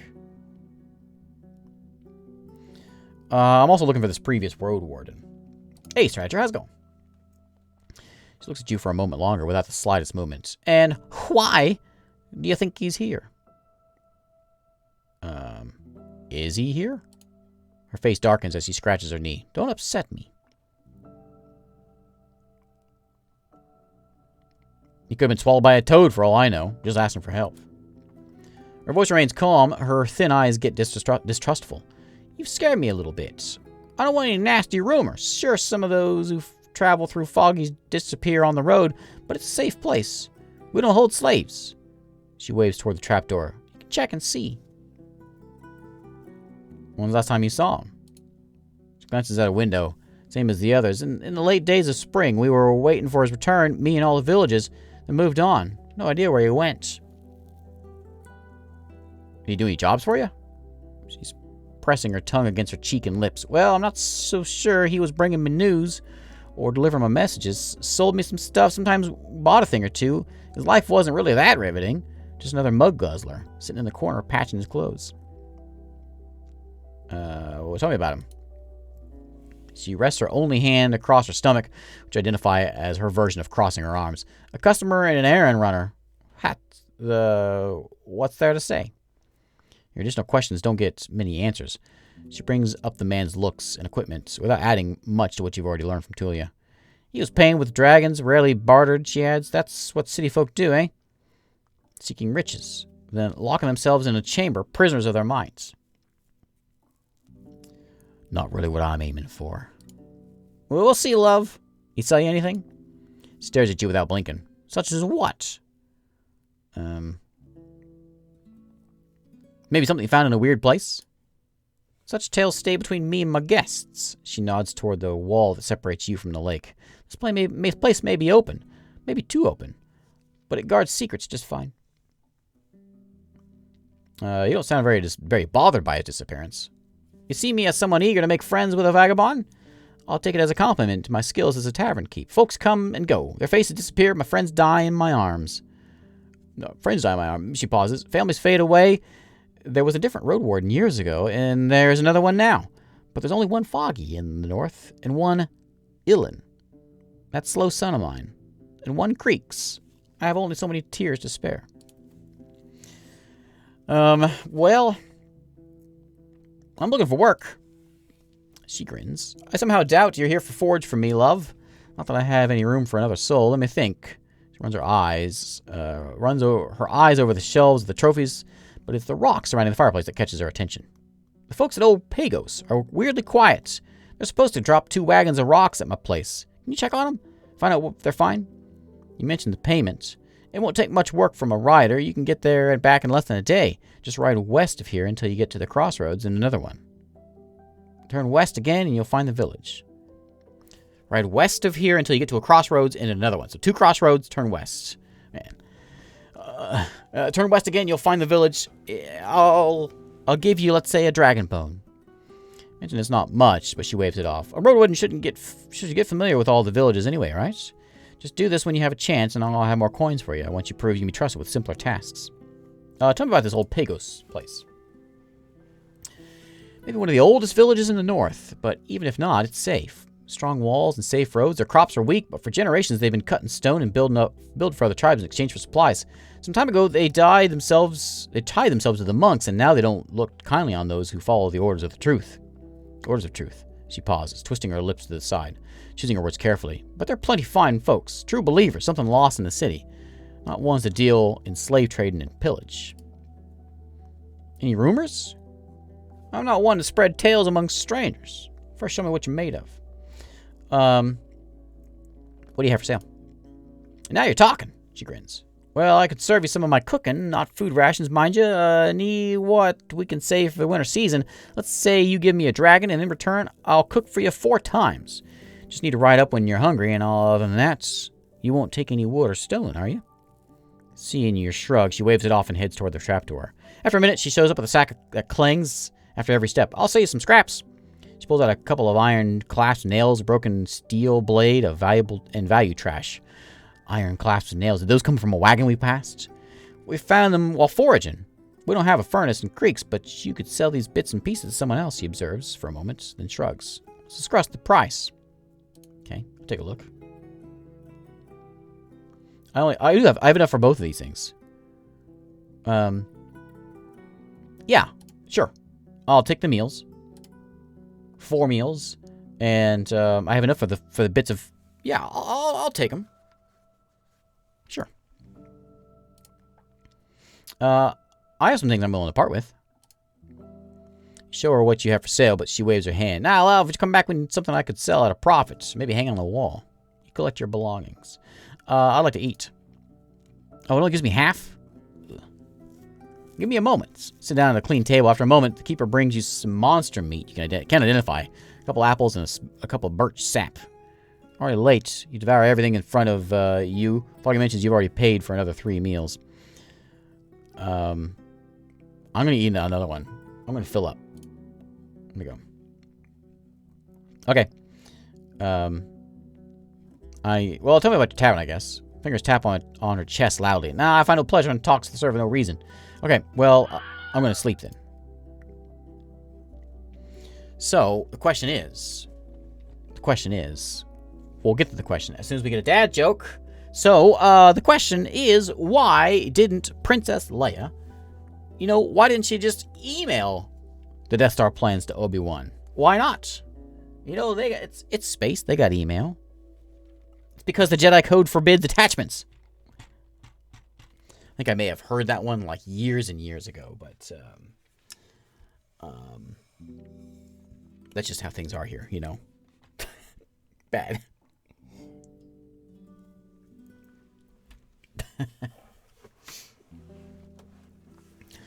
Okay, so we can sleep in the main hall. Bare fur will be a fine sleeping spot, but your horse will disturb your rest. In the morning, you'll have to clean up after there. So this will give me less health. I will gain some mana. It costs me food just sleeping here? Really? You have plenty of space for many furs. Choose from. The staff will help you take care of your mount's filth. It costs me a coin. I don't have any rations. I'm going to try it, though. Oh, I did 2 rations. I did rations. I don't have any coin to rations. Okay. That may not have been a good idea. The monstrous shouts wake you up. The night is bright, and from the window of the tavern, you have a good look at the yard. A few massive dragonlings are exploring the courtyard, knocking over wooden tools with their tails, putting their noses into buckets, and underneath the stairs. You count 5 of them so far, but you can't see the entire area at once.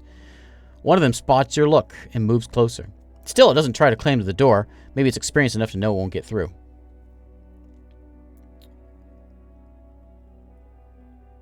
What about my horse?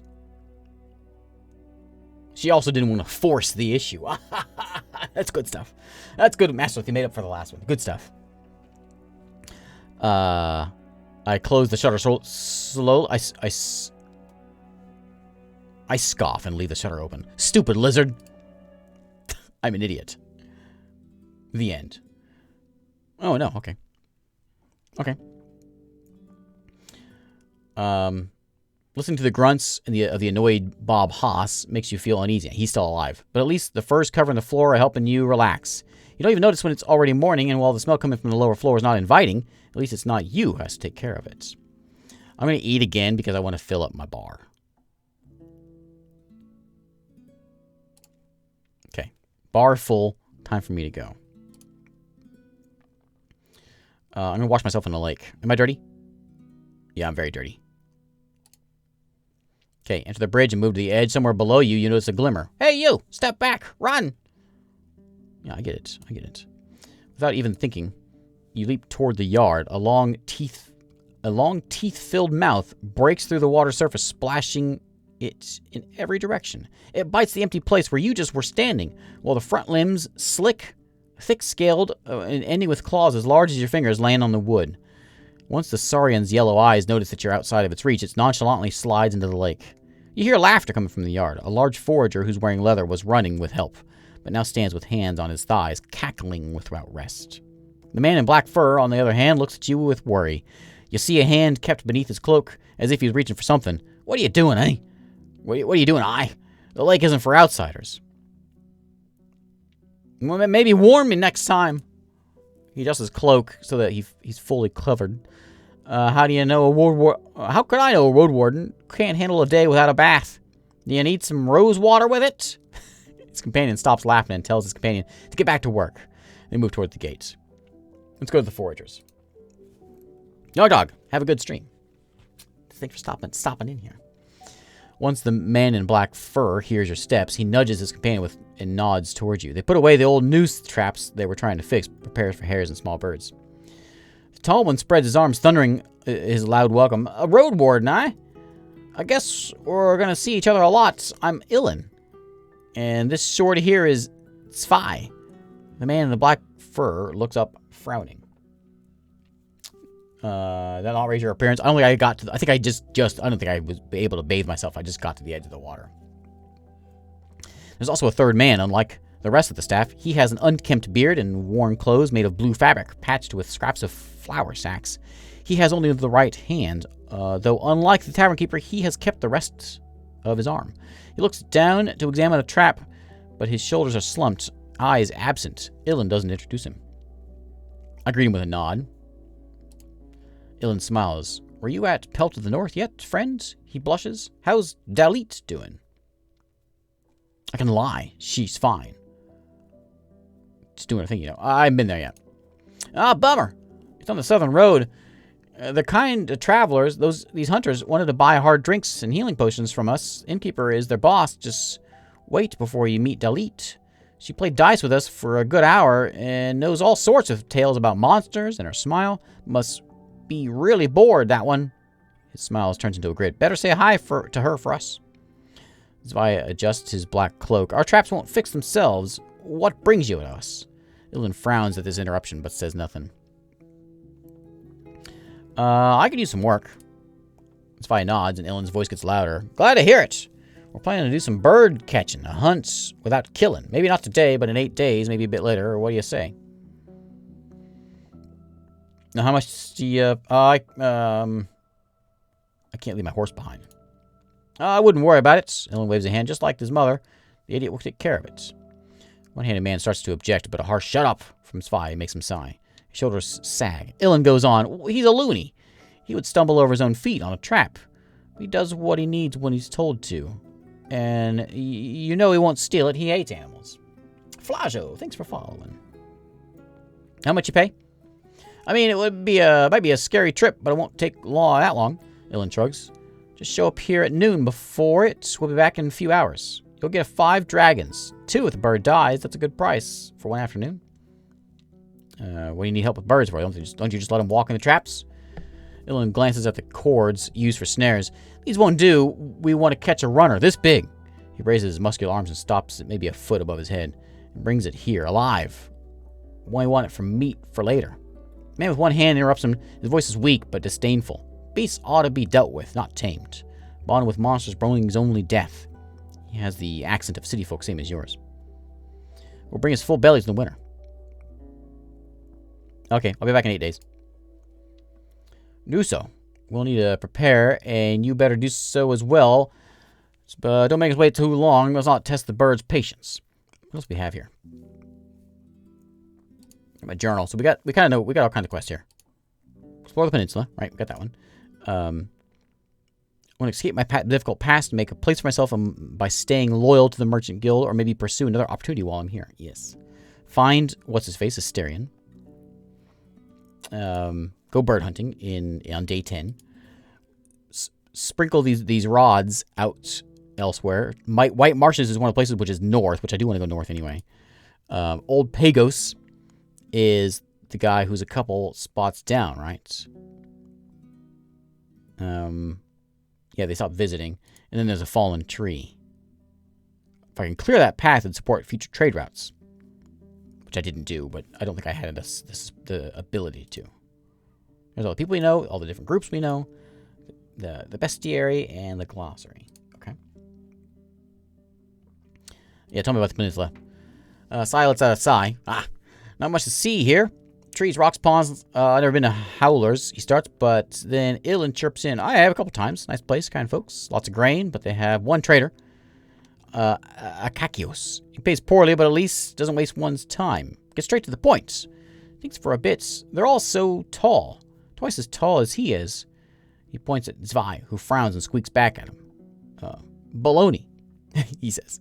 You gossip for the next few minutes, but the things they share with you are a little use. They end up saying that you should talk with Foggy instead. Do you often get travelers here?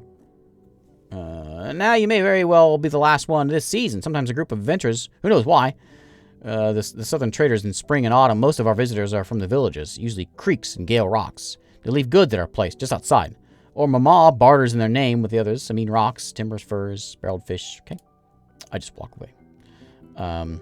Let's leave. So I do want to go... the thing is west of here. I'm going to go peek up north, though.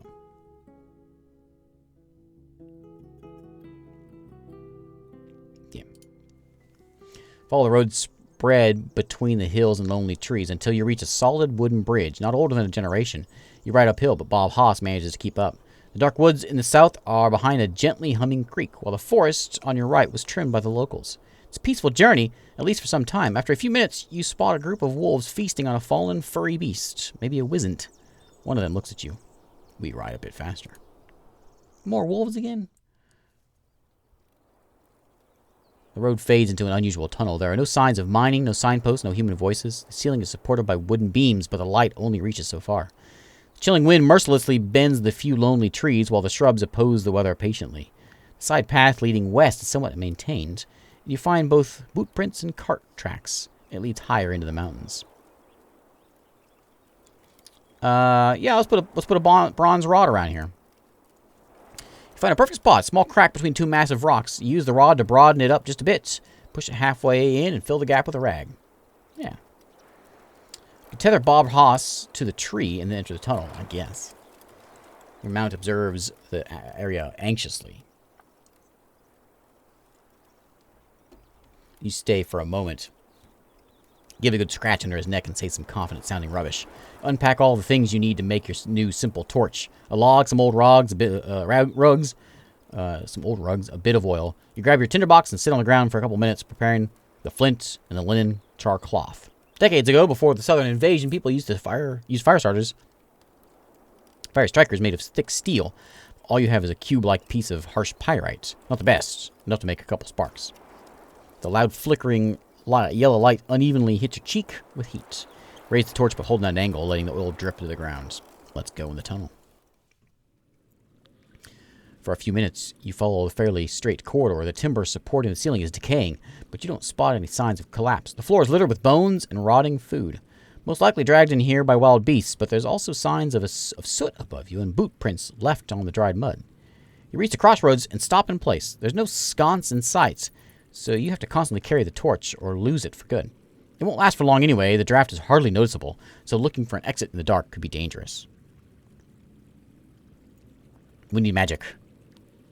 Simple magic trick should give me enough light, so let's just magic light. You lean the torch against the wall, letting it mark its spot. Then both draw your axe and one of your oldest amulets, a pendant made of leather and single dim pearl. The little sphere is covered by cryptic engravings, but if there's any special meaning behind them, you'll never be able to find out what they could be. We did this before. We bite into the strap. There's a pleasant warmth. The pearl in my hand and my weapon begins to glow what color? Let's go red. Well, we could go purple. Purple is cool. Let's go purple. It covers the walls with a pulsating, uneasy light, and its rhythm and strength keep changing. You feel tingling in your fingers. Your lips catch a rotten aftertaste, so you surround the pendant with cloth and put it back in your satchel. I go deeper. The road ahead is like the one you just crossed, a human-carved straight corridor supported by beams. Other paths are curved and narrow, and the only light comes from the exit, minutes away from here. Yeah, I just lit up a lightsaber. You're right. You're right. Do we look around? We turn left, we go right, we go forward. Let's just, we'll look around first. Remains of prey and fruit are rotting. Gets sparser the deeper you get into the tunnel. The moist walls are shining as if they are made of an ore unknown to human tribes. You observe the dried trails. The ones left by boots lead toward both corridors. The path to your right also has marks left by hooves and wheels. Some of the fresher trails leading deeper in the tunnel resemble human souls, but deformed, lacking skin between their toes. What? Let's go right. That's the exciting path. It's unlike any others, taller and more rounded. Claw marks on the walls that lead you to a chamber with a ceiling supported by a single beam.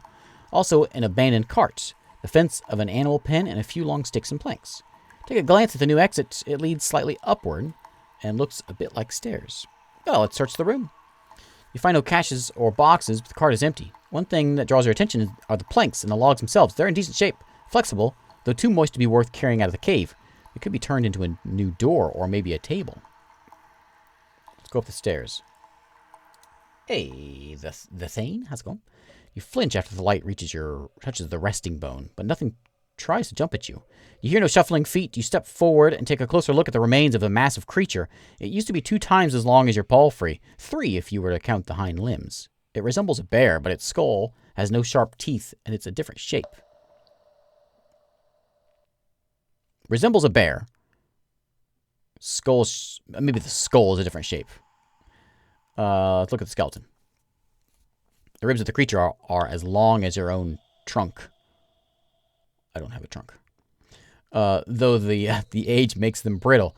You observe the long legs, horse-like head, and massive stomach. You can't tell if you've ever seen such a beast alive, but surely not in its trophies. A part that's surely sharp are the creature's claws. Oh, what's-her-face would love to have this. What's her name? Foggy. Foggy would love it. They could pierce two sides of your skull at once. As curved as a war pick and as heavy as an axe, marks on the walls perfectly match them. While impressive, they're too old and awkward to be turned into tools.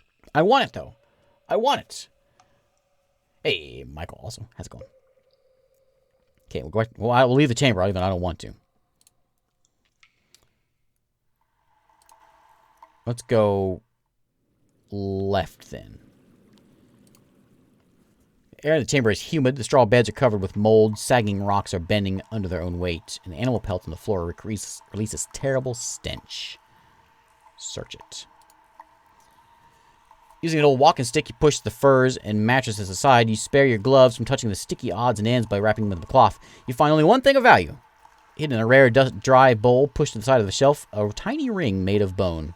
Not a coin, but a piece of jewelry. Still elegant, with distinguished carving of a fish on its top and scales on its side. Okay, forward. Forge ahead for another few long minutes. No longer able to see the light from the exit, you need to stand on someone's shoulders to touch the ceiling. So far, you could ride through the tunnel without getting out of the saddle. Why didn't I? The sound of a stream is reaching you from ahead. This time, there are no side paths. Let's examine the tunnel. Spend a few moments walking back and forth. Here, the wooden support is denser, with more beams both on the walls and the ceiling. The trash, on the other hand, is sparse, and you find nothing of use. Animal trails turn back to the entrance, with the exception of human-like, bony prints.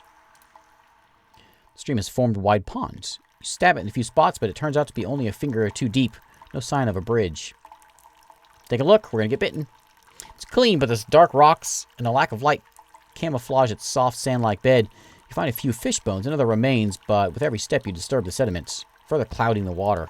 Water flows from your right to the left. The trail is wide enough to follow, at least for a few steps. It's so tall you can do so without crouching. Follow the water. Corridors become less spacious after a few steps, but you manage to take a good look around, moving both with and against the flow. The wet walls are home to worms, mold, and what looks like pale spiders, though with only 6 legs. Among the commotion, you spot a cave ear sticking out of the wall. Familiar, though unfriendly mushroom, the creamy color distorted by your light. Grab your knife, cut away what seems to be the least bug-infested chunk. After wrapping it with a linen sheet, you wash your hands. The cave ear is used by some fighters to enhance their senses in combat. You may want to take it to an alchemist. Forward. The open door to your right leads to a narrow corridor. You take a look further down the tunnel. A cave-in broke the timber, blocking the path forward. Take a look at it. I think you're right. I think we get more sound effects. We get more sound effects with the deaf mode on. Or off, I mean. You push away the rocks, making them roll to the floor, but the blockade is at least a few steps deep. It would take an entire team of diggers to get through, if it's possible at all. You climb up a bit and peek through the larger hole, close to the ceiling. There's a weak light coming from the distant end of the tunnel. But I want to look. There's a door there? I missed the door. It squeaks. The corridor resembles the interiors of a fortress, with flat, regular walls and a ceiling so low you couldn't ride through it. You reach another, much larger chamber, which seems to mimic the corridor's style. Spoiled food and moldy planks makes you hold your breath. Chamber used to serve as a dining spot, with tables, chairs, shelves, mugs, and barrels and drinks. All that's left are worms and mustiness. You don't see the furthest wall until you bring your light closer. The open door leads to a new natural cavern. Another closed door is in the corner of the room opposite the one you came from. Charge it. A key? The place was abandoned in haste, but you find no signs of large creatures, bones, or destruction. The wood gives way to only to time. A few of the barrels still contain liquids, though you wouldn't dare open them. Close to the exit leading to a cave, you find a hook with a simple iron key. Pick it up. Stain your hand with rust. Let's open that door in the corner. Yeah. The door gives way. The next room is also too large for your light to reach all the corners at once. The empty shelves, chests, and spear racks give you no promise of hidden treasure. You also find a box with rusty nails, a cracked barrel in the corner, and a broken blade. You spend some time collecting these things and other scraps and sell them in a village. In the room's corner, you notice a wide sheet of moldy fabric that covers a large part of the wall. Let's examine it. It's divided in the center, allowing you to draw it. Behind it, you find a tiny room, maybe 2 steps wide and 3 steps deep. It's silent, not as human. The wall ahead isn't like the other. It's covered in red and purple bricks. Look for unusual things. The walls to your left and right bear a few iron hooks that could be used to hang cloaks, paintings, trophies. Corners aren't too dusty, and there are no footprints on the floor. Inspect the brick wall further. At its center, at chest height, you spot a distinctive engraving. It's a winged hourglass about a finger long. I hate those things. Oh, I don't have any tools I can mess with it. All right. Get those metal scraps picked up. Having no tools useful at hand, you struggle to dismantle the barrel and cut away the bits of the wood that are attached to the pieces of iron and steel. After a long while, you prepare a decent clanging sack. For now, you move it to the dining chamber and leave it by the exit. Okay, let's go back to... Let's leave the room. Go through the ajar door. Cave so moist that the diggers placed planks on the ground and served as now useless bridge through the puddles. Rocks shaped like icicles ominously hang from the ceiling in spots merging with their on the floor counterparts and forming hourglass columns. Open the door. What was I missed what the other one was. The door opens quietly and you return to the main tunnel. You could turn south again and see if there's anything you missed, but after you blink a few times, you realize there's a light at the end of the tunnel. Far ahead, weakened flickers. Hide my own light. Put it to the ground in the entrance of the cavern with stalactites. You pick it up if you need it. Move closer to the lights. You put away your light and sneak forward. You pay attention to the sounds and the movements, but there's no crackling of a campfire, no wandering or chatter. You see a shape of a gate far in the distance. Let's see what's going on there. Let's look for anything unusual. Though you do so in almost complete darkness, you notice something blocking your boot. You crouch and touch the long cord stretched right above the ground, in a few spots holding pieces of wood and bone that are meant to make sound if disturbed. Cut it carefully, putting the remains of the trap on the floor. Let's go forward. Slowly but surely, you reach the edge of the light, but you don't dare get any closer. Distinctive shadows belong to unmoving human-like shadows that have no flesh on their necks and chests, only the bones. You move back. There may be 3 undead there, if not more. You could prepare some surprise in the tunnel to slow them down or even weaken them, but who knows how easy this will be to outsmart them. We'll have to learn how to make some traps, I guess. I move to a safer position. Do I cup my hands to my mouth and let out a shout? Why would I do that? I don't have it. I guess if I had a trap, I would do that, but I don't have it. I think we go back. Yeah, right? There's no reason to let out a shout, is there? Go back here and take a peek. Oh, there's a door I missed. Reach this other side of the cave-in. Getting a good view of its size, you find a new door there. Oops, open the door. Small iron padlock won't budge. Ah, I got a key. After a bit of wiggling, the padlock gives in. The door lets out a quiet sigh, and you enter the humble cave. It's been turned into a storeroom. Your light reveals crates, piles of timber, and a stack of rocks. Search it. Move the building materials aside, taking note of the somewhat dry timber, but the first thing you find are tools stored in one of the crates. Crude axes, hammers, chisels, pickaxes, digging bars, all old and made of rocks, antlers, and bones. They're worthless. Move a few of them closer to the tunnel if necessary. You know where to find them. Well, well, well. I think we're done for. That's that one. Crossroads. Being so close to the undead that may alert them with noises. To place a trap here, you'd have to be quiet and careful.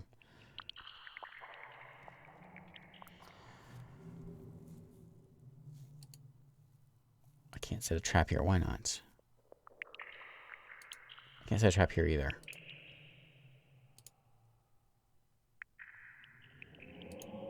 No, not that one. Put a trap here. I don't know how to make traps. Well, I don't want to just leave.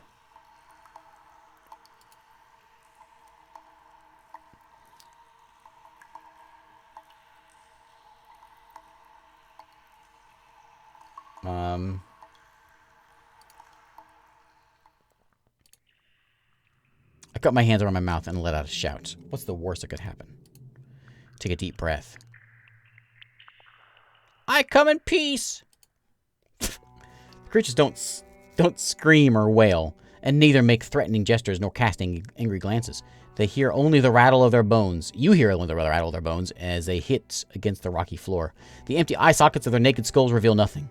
The 4 skeletons wear a few rags, and 2 of them still have scraps of flesh on their limbs. Their weapons are unconvincing, simple digging tools and spears tipped with rocks, but you notice the speed and confidence with their movements. One in the back is holding a wooden lantern, while another is carrying a fresh torch, but the group doesn't pay much attention to their steps.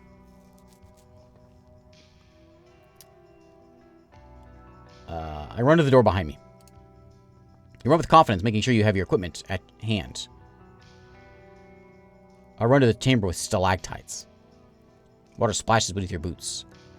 I'm ready to fight. Did I just get whooped? I think I just got whooped. With limited space, it helps you predict skeleton's movements and defend your side. With both or without flesh, your target blocks and dodges, making your fight as if you're facing a human, not a bloodthirsty beast. You struggle to land any hits, and the weight of your axe hardly compensating for the parrying, darkness, and rattling. Your brave swings shift into dangerous defensive stance when a powerful blow reaches your back, dangerously close to the spine. Ouch! And is then followed by a strike to your cheek. You try to lead your enemy to a different spot. Finally, you end up surrounding with crushed and detached bones, grasping for air and hurting. The corridor falls silent. Your arm and leg are bleeding heavily. You search your bags for bandages. I'll figure out what to do with corpses after I leave the tunnel, I guess.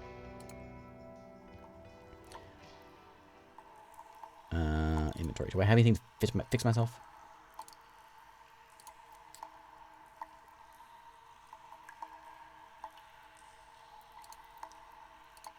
I don't think I can really do anything with it. Okay.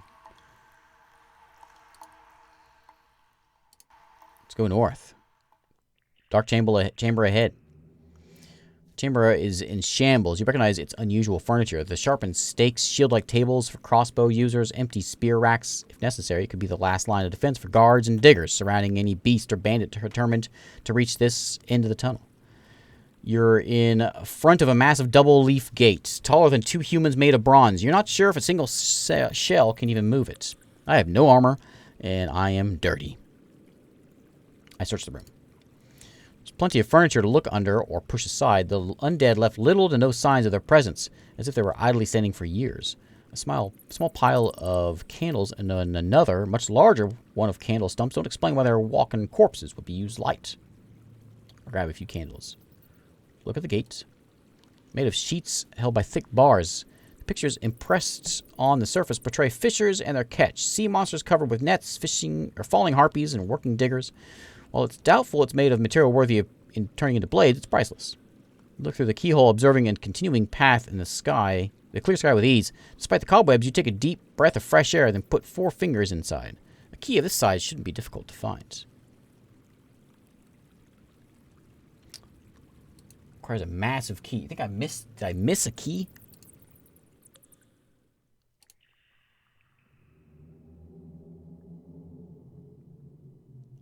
I think I must have missed it. I'm gonna go back to Bob Haas. Okay, let's go take care of those corpses. Picking up the bones won't take you much time, but the funeral traditions are rather demanding. You need to chop and gather enough wood to form a big pile somewhere down the hill.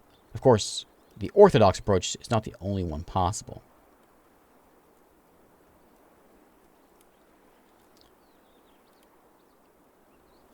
I'm going to, in half an hour, I can spend an hour breaking them up. I can spend a lot of time, 3 hours, setting up the proper funeral rites. Half an hour, I can just, toss them around and let the deer and the wolves do the work. I'll get back to it later. I'll spend a half an hour and toss them around. Spending a few more minutes in darkness, you step outside the beaten path with 3 sacks filled with human remains. You throw their contents at bushes, into the tall grasses, down the crags, into the pond. It may not be too elegant, but nothing stops you. I don't have time to follow those traditions right now. Okay. Well, I wonder if I should go back here and rest. I don't feel good, and I'm gonna die. We'll do it later. Detour's not as smooth as the main road. A wagon could make it through, but even so, you have to squeeze between some narrow corridors, hoping no beast is going to jump at you from a ledge. You walk, leading your mount with an axe in your hands. In the middle of the road, after reaching some of the higher hills, you take a glance ahead. Even from here, you can see the sun reflecting from the ocean. But there's also a pillar of smoke coming from the distant west. Maybe a volcano somewhere behind the horizon, but you can't tell if it's part of the peninsula or maybe some stranger lands. Once you get to the other side of the mountain, you find the northern entrances of the tunnel, blocked by the bronze gate you saw from the inside. In the sunlight, it's not as towering. Surprised no soul tried to steal that door. Yeah.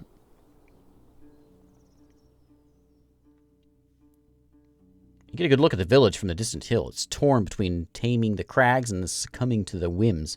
The gray boulders are like the rotting teeth of a giant, sprinkled around by ancient spirits. The carved cave mouths are covered with wooden doors. There are only a few windows, and you only imagine how dark and cold the gouged-out rooms have to be. The buildings and walls made of logs or stone blocks must be much younger than the caves. The impressive whitewashed keep standing on top of a hill to the west could have well been built in a city. Smoke rises from both sides of the wild river.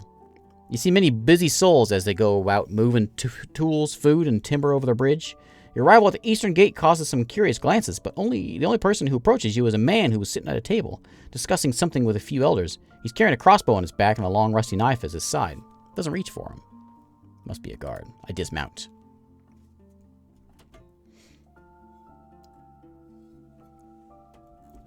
The man has to be older than 40. He wears an elegant blue-green linen tunic, but no armor. His skin is yellowish, like seaweed seen through a sunbeam. Oh my. His long gray hair is tied in a ponytail, and his beard is trimmed to half a finger of length. A few large cysts make him look sickly, but this powerful, translucent voice adds him to strength and confidence. Cheers, stranger. You've reached the Gale Rocks, you did. He observes your mounts, then looks at the path behind you. I see no caravan from here. Are they coming? He suddenly meets your eyes, and his tone gets even harsher. Or are you here to idle about? Listen to the nearby conversations. You have to get used to some of the local words and phrases that you only heard coming from the mouths of the oldest city folk. The vast similarities of the tongue of Hourglass only make these differences more distracting.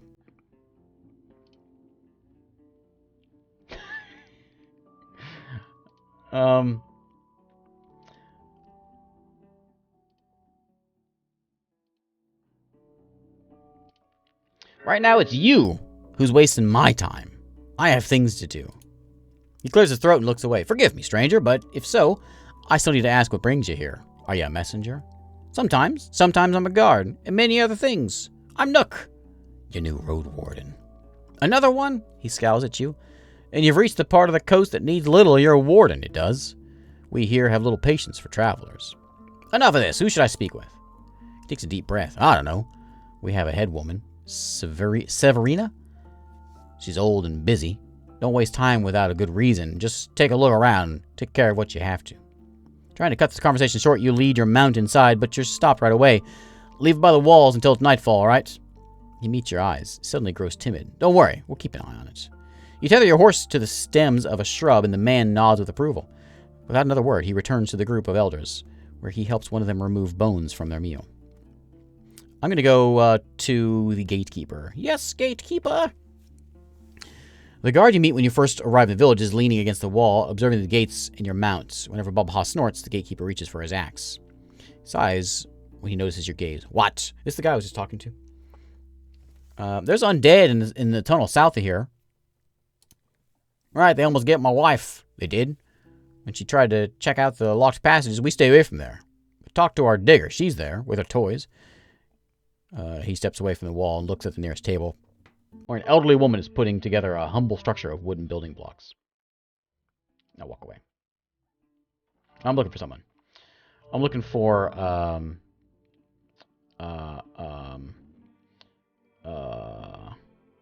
wasn't looking, I was wanting multiple choice.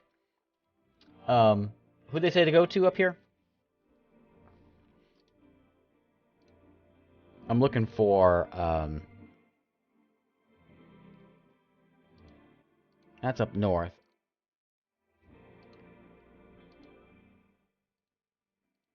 It's her. No, she said go west. What am I doing here? Asterian's who I'm looking for. Right, your warden and friends. The guard you speak with doesn't hide her contempt. He ain't been here for many days, almost since the start of the season. You ask where you can find him, but she gives you a bored shrug and walks away. You ask other folks as well, but they don't have much more to say.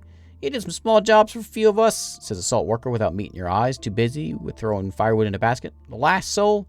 He suddenly freezes, then looks around. We are the last people to ask, You try to push him into sharing more, but he finds an escape when his overseer shouts at him, get moving. I don't know. I'm starting to get the bold words of things we can probably type in here. I said necromancer. The villagers react with distrustful scowls, but just after a few minutes, you find an elder wearing a winged hourglass. When he hears your question, he fearfully grasps the pendant and speaks with closed eyes. So you're looking for them? Roadwarden? May the right bless you. He looks at you again with a shadow of a smile on the corner of his lips. Be brave, and crush them in White Marshes, the village in the west, hidden among the wetlands like them saurians in water.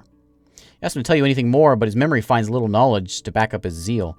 They're dark wizards who build their army to crush us all. When no one listens to my calls, only the good one who had sent you to me. He flashes you a wide, toothless smile. Show them your strength and never hide your axe. I'm looking for, rest. Following the instructions, you reach the building with an entrance from the garden side. You step through the door leading into the mouth of a cave. Call the person you were told to speak with, Fulvia, the roomkeeper. She comes to you from the half-dark corridor. She fits the description you heard. Slightly round, partially because of the tunic and the heavy pants, hidden between the dark green robe. Looks like an eccentric city priest with what the massive hourglass made of beautifully polished driftwood. She wears the kerchief covering both her neck and hair. One feature that hasn't been mentioned by the locals are her eyes. Gray, asymmetrical, partially closed, and unfocused. Once she gets closer, she turns her head, gazing into the rock and pointing her left ear at you.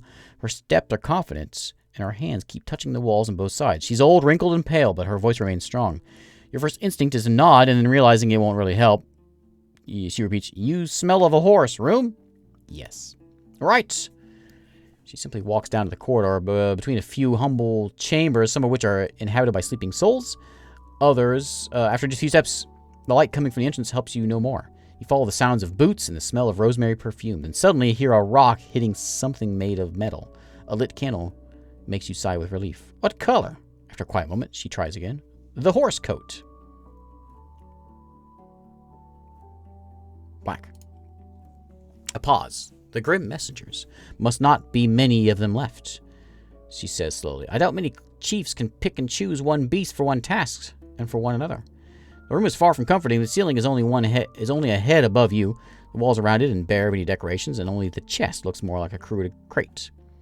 At least the dried grasses covering the sleeping pallet are bug-free and smell of freshness. You don't have to share it, she says with amusement. How much for this? She chuckles, still turned to you with her profile. Don't worry, you won't be cold and we won't get anything. Don't let anything mold in here. I have a nose for it. She demonstrates with a loud sniff. You can work for the village for merely a few hours in the morning. We move some weights around, or you can pay me 2 coins. Won't take less, for I need none at all. I'll just throw it at Severina's chest in a few days. Okay. Leave the cave. I don't want to leave. I'm going to sleep. No, I can't sleep yet because we got to wait 5 hours.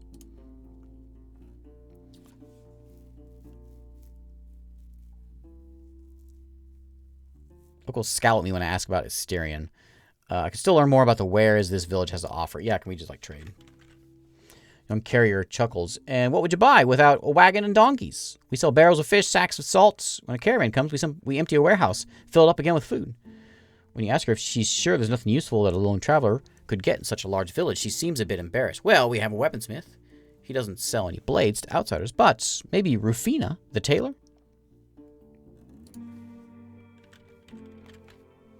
Directions to one of the smaller buildings, to Rufina, which turns out to consist of only one, a spacious chamber. Like other caves in the village, it lacks sunlight, but the workbench is standing right next to the entrance, a well-lit oil lamp.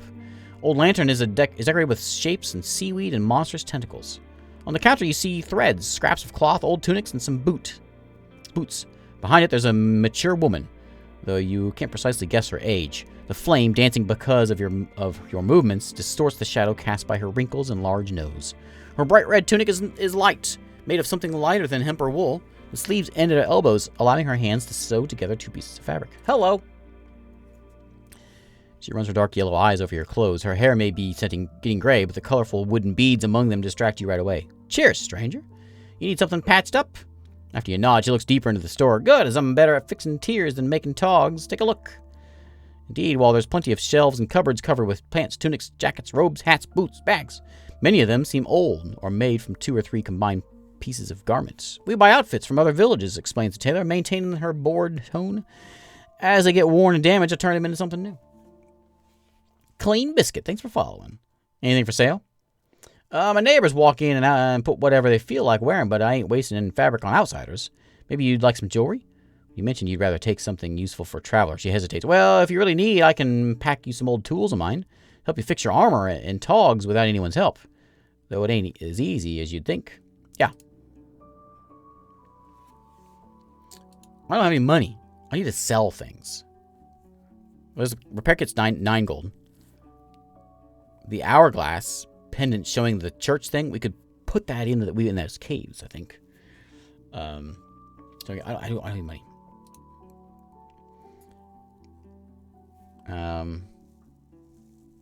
This bone ring looks like something from here. She moves it to the light, widens her eyes, and speaks with melancholy. I made it myself, I did. As a little lass. For someone who used to be madly in love, but is now taken by the storms. He was better at digging than sailing.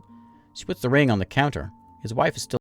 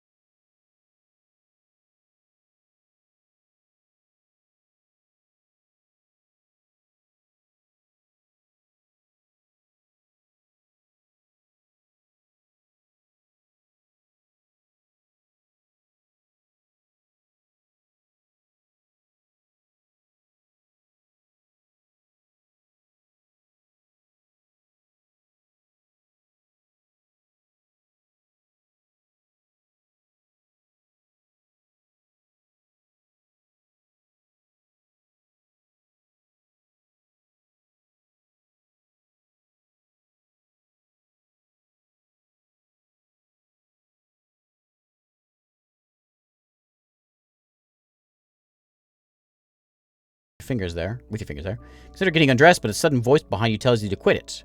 This current's strong, it'll catch you and bam! The man swings his arm. You'll crack your skull against the rocks, he points downstream. He's a large person with heavy boots and dirty from the mud. I just can't get a bath anywhere. And a necklace made of colorful shells large as your hand. He approaches you, holding a few empty buckets, one attached to a rope. He places them on the logs and crouches down, filling the buckets one by one. Can I wash myself at the well? He frowns. What are you, a child? What's your name? To introduce yourself, he gives you a gentle nod. I'm Aquila. We bathe in tubs, right? I have warm water in the shed. He directs you to your eyes to the boulder next to the path, though it in no way resembles sheds that one would find in the city. Straightens up and carries the buckets up the bank one by one. Either help me carry water around the village for a few hours, or pay me if you're lazy enough.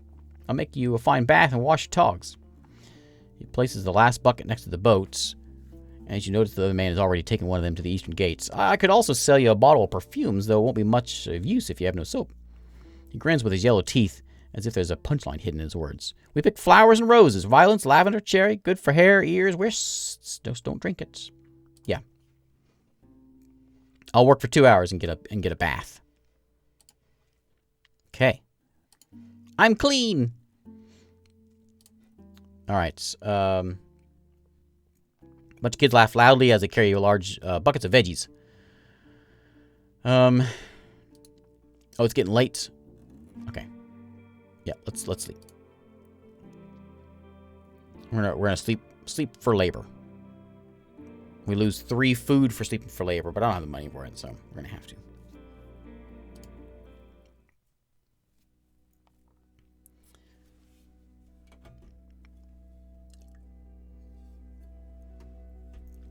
after Fulvia blows out the candles, without considering if you're ready for it, you're in incomplete darkness.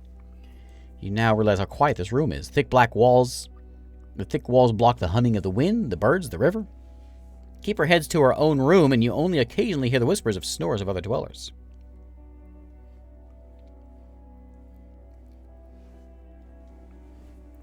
I hold onto my dagger and focus on the touch of my blankets. I think about Bob Haas. Wake up surrounded by darkness. The keeper is sitting outside next to the open door. The fishers are getting ready. There they are. Go ask someone where you can load the wagons, he says slowly, as if you're meant to repeat the exact words. You're freed from your duties after a few hours of work before you get a backache. You sit on a bench chatting for a bit with one of your companions. Some of the locals slow down to observe you, and when you meet their eyes, you find a few smiles. The pillars of smoke start to rise above the buildings. Many of the workers have already left the village. The remaining adults are either outside carrying timber, food, or other wares, or in the workshops, the largest of which are open air. Sounds of work muffle the conversation, so you mostly hear the shouts of children and overseers. I want to go look for the healer. The locals can't rely on the herbs that grow in the rocky hills and lees. When we have to, we seek help from Thyrsus, the herbalist of White Marshes. He cares for the peat fields. You try to learn more about him, but everyone you ask admits not knowing him well at all. He just listens to what we say, and he says his price, and he makes us go. He does. Okay. Am I done? I need food. Head to the building that releases not only smoke, but also the smell of roasting meat and spices. In front of you, you spot a sweating, wrinkled woman and a shaved head and a simple rag-like band on her hips. On another one, restricting her breasts tightly, as if movement outside her control would be too much of a risk to take, so she simply doesn't spare you a glance. Too busy with mixing ingredients in bowls and cutting vegetables on wooden boards, her eyes are focused, but whatever she tilts her head high enough for you to see her face, you spot her subtle yet challenging smile.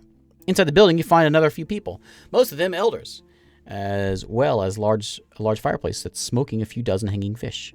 One of the cooks, currently scaling the fresh fish, notices you. He lowers his head and with a bored voice addresses the woman. Portia, you have an outsider. Woman turns towards you in a blink of an eye, standing on spread legs, as if her shell can't spare you more than a single flinch.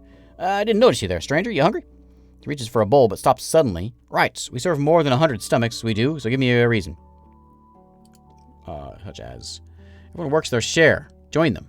She points at the people inside the hollow cave. I already have. But after a few moments, she shakes her head left and right and gets back to work. Or pay me a dragon, I guess. It'll land in the keep's chest. I'd like a meal. I will work for 2 hours. Ooh, good meal. You help the cooks wash the dishes and cauldrons, keep the fire alive, cut vegetables, move barrels, bring the water from the river, sit down at the table.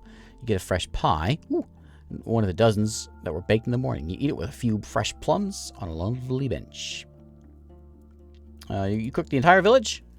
Grins towards you. Right, safer than fishing, you know. She squeezes her revealed stomach, which is unusually flat. Notice how muscular her arm is. I move a lot, so I can eat a lot. Lets out a chuckle, then moves a large basket of freshly clean apples inside the building. I'm only a few years before my back gives up. I've done enough to deserve my slower days. Okay, well, the healer's outside, so I guess we're going to go outside. So let's see if we can still learn more about this village, what it has to offer. I know there's a smith here. I saw that. Or I saw the forge or something mentioned. The outer armory is right next to the eastern gate, but you are led behind it. Through a fence gate to the training ground, you introduce Tatius, muscular man who's walking in just his pants, displaying his muscular chest and arms, tanned and hairy, and his dusty, dirty feet. His teenage pupils, gathered on the trampled ground, also wear no boots and wear old, torn tunics, with marks of blood and scratches both on their clothes and skin. He's looking for a few toy weapons gathered in a barrel, a wooden sword, a few spears, and their tips wrapped in rags, similar-looking clubs. After your arrival, the man throws a spear to one of the younger kids and tells him to go get them like mad boars. Soon after that, you hear a painful thud and cheerful laughter. Then offers you vivid red cherries. Maybe that's one. Maybe offers you vivid red cherries. Maybe the last ones this season. He may be just over 30 years old, yet his wide shoulders, unusual height, and straight posture make this even kindness words sound like a threat. Need something from me, Roadwarden? Better equipment. Came to the wrong village. We don't sell anything we've stored at our armory. We need these things for ourselves. When you mention dragon bones, he looks away at the fighting kids. I don't have any. Orders them to divide into 2 teams, letting the assaulted spearmen rest for a bit. What am I to do with dragons? Buy blades? His chuckle was, well, fake is loud and moves his chest up and down. I do insist that he may want to think if there's nothing for an axe user, such as yourself, to find here. He puffs out his cheeks, thinking as he exhales, you know what? Come take a look. And you, he looks at the teens. A few minutes of rest. Don't lose any eyes. You go back to the armorer's door, and after a few breaths, the man shows you a kite shield, so large it could cover half your shell with ease. It's a gift we received, but we don't use such a shape. It's too weird for us. You can buy it if you wish. Maybe you'd like to grab some corals. If you have a crossbow, we have enough of those. Price? 4? What if I just work? I can't use it in combat anyways. No, I don't want this. I wonder if there's like a... I bet you there's someone who does like mage things. Mage. What's the word?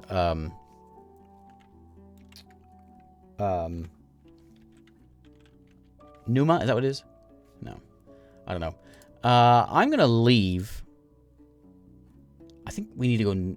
We need to go. I want to go north, and I'm gonna run back to the secluded place and get her job done. She wants me to put 4 of them out. Let's take a look up here.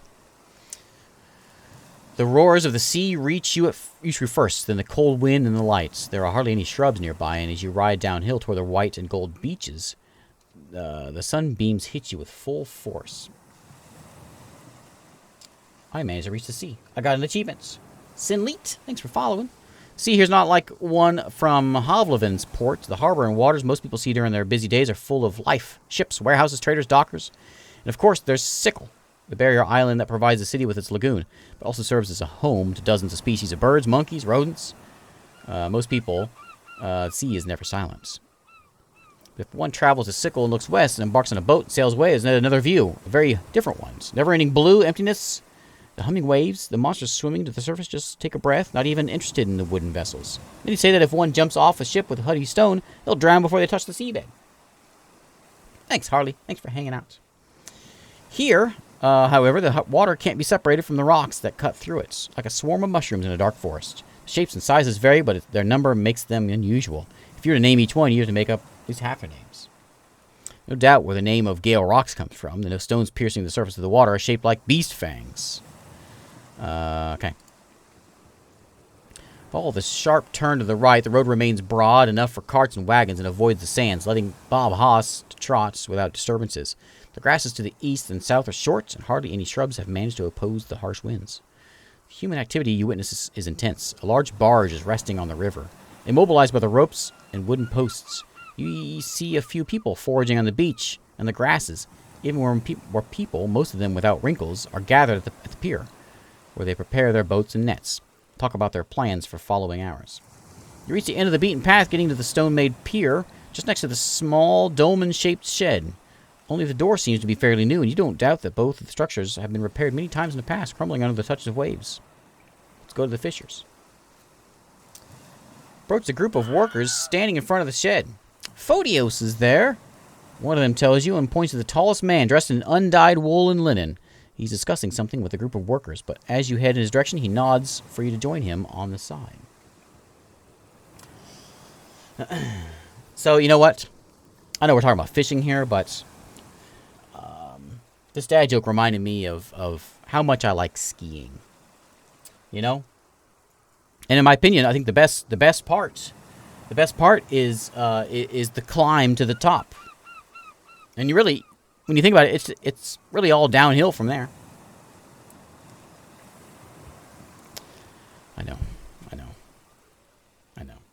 I know what you're thinking. I know.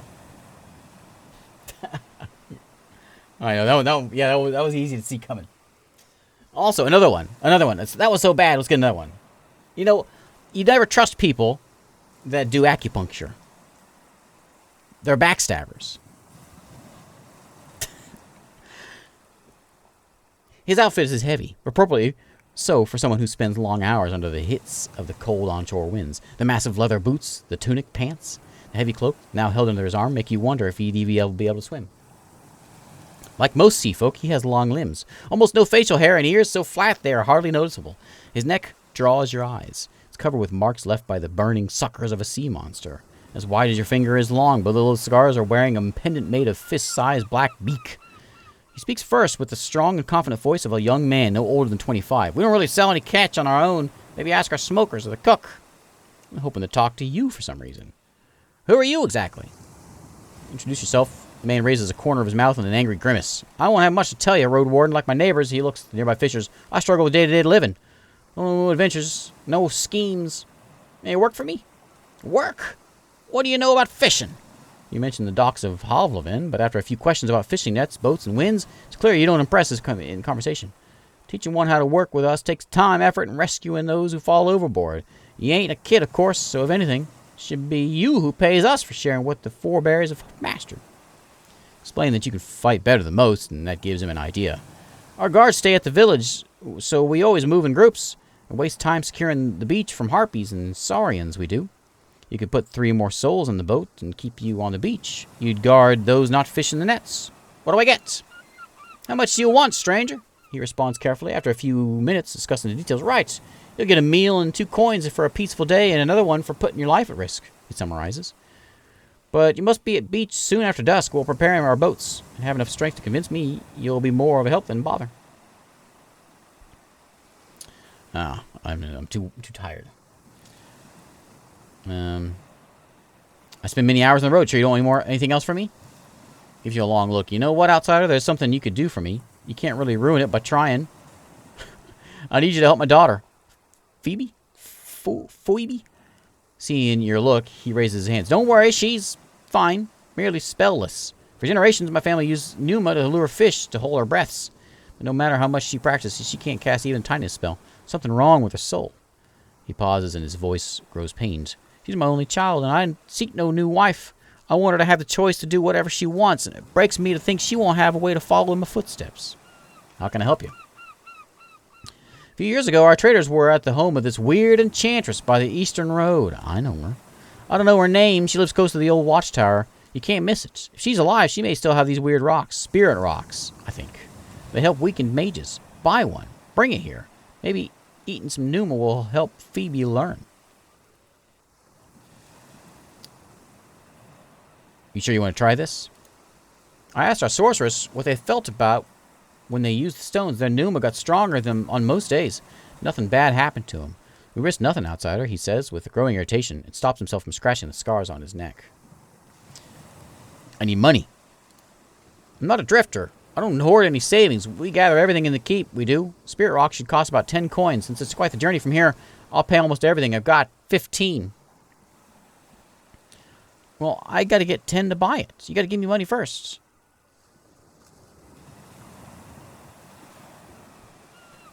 What's your daughter think about all this? What does she think?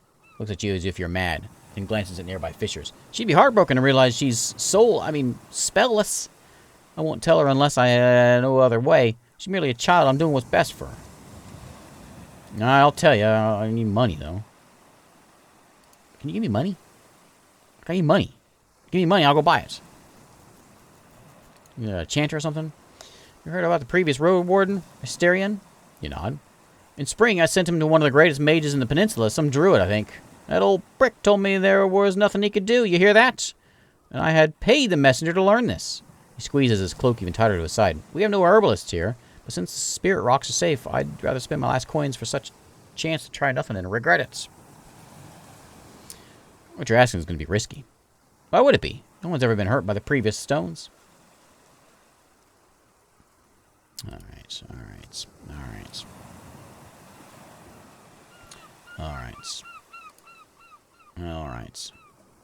Let's go. I know that the town's this way. Let's peek over here. I'm curious. What's to the east? The road east is beaten and clean with enough space to fit 2 wagons side by side. You pass by a few plum trees, apple trees, and cherry trees, but not many more stumps, belonging to what was been turned into Foggy Lake. Life in the plains is busy and loud. So far, you don't see any lurking beasts, judging by the many trampled parts of the meadows and the fresh food trails. Foragers search for this corner of the peninsula quite often. Reach a shining pond at the edge of the forest. You ride beneath 2 trimmed trees growing on the opposite sides of the path like columns leading to Right's temple. Shouts and heavy steps prepare you for trouble ahead. 2 shells are circling around each other. One of them is a 4-legged saurian, dark gray skin as long as you're paw-free, but knee-high. It's wandering left and right along the bank, hissing, repetitively sticking its split tongue out and retracting it. The stout monster doesn't look like a born hunter of humans. The long tail is swinging like a whip. For now, it only threatening so, but you don't doubt it. Getting hit by it would likely break your bones. Second one belonging to a brown-skinned man wearing leather pants and a long brown woolen cloak, matching the pelt of a wolf on his head and shoulders, like a haunting hood. His voice is both gentle and scared. He's stretching his hands in front of him, trying to make the beast stay away as if it's a mouflon. A third shell is right in the middle between the other 2, a creature you don't recognize from a distance, but it is in a puddle of its own blood and isn't moving. Thanks, Scold. Have a good one. Axe in hand, I jump on the ground and I rush to help with my 1 health. Bob Haas charges forward, though stays a bit to the left, as if hoping you'll change your mind before you ride into the saurian. You allow it to do so and land on the ground between the 2 enemies. The man's voice turns into laughter and you realize that the dead shell belongs to not a human, but to a creature covered with white fur. Don't worry, friend, I'm trying to scare it away from the ibex.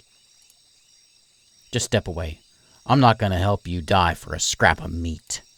Well, thanks a lot for that. He takes a deep breath and looks at you as if preparing for a harsh riposte, then shrugs and steps away from the corpse, and constantly jumping hat of his, with the loose jaw and dead eyes, makes it difficult to focus on his face. My home's this way, in Creeks. You coming?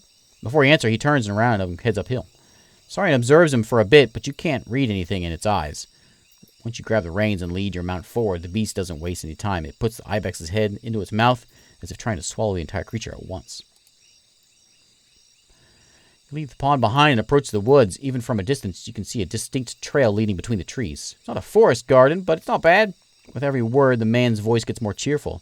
It's not that gloomy. I haven't seen a cat there in a year. But no cats. There are boars there now. And as there are boars, there are also more gargoyles, he sighs. Steps get lighter, so he leaps forward and bows to you, showing the tip of his furry hood. Better not go too deep, kind traveler. There's no roads there. His face is not much older than 20, shaved with a great care, cleaner than among the city folk. While his hood and heavy cloak mask his figure, he seems well fed and healthy. Well, one can never know where their path will lead them. Aye, the spirits can be nastier than a sack of ape poop. But from all the places, I'd be glad to be led to Creeks. We don't starve. The work is hard, and there are no merchants above us, and it's a gorgeous place, you know. You'll love it. We'll see. Don't ruin the surprise.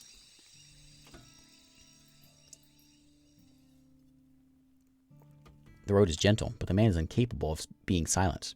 Every unusual tree to be tied to a story from his life, and he makes sure that you notice the first stream you cross on a new solid bridge. One of many creeks, you see, he says with an untamed amusement. A thin gorge leads you between the mountains. Looks pretty susceptible to bandits.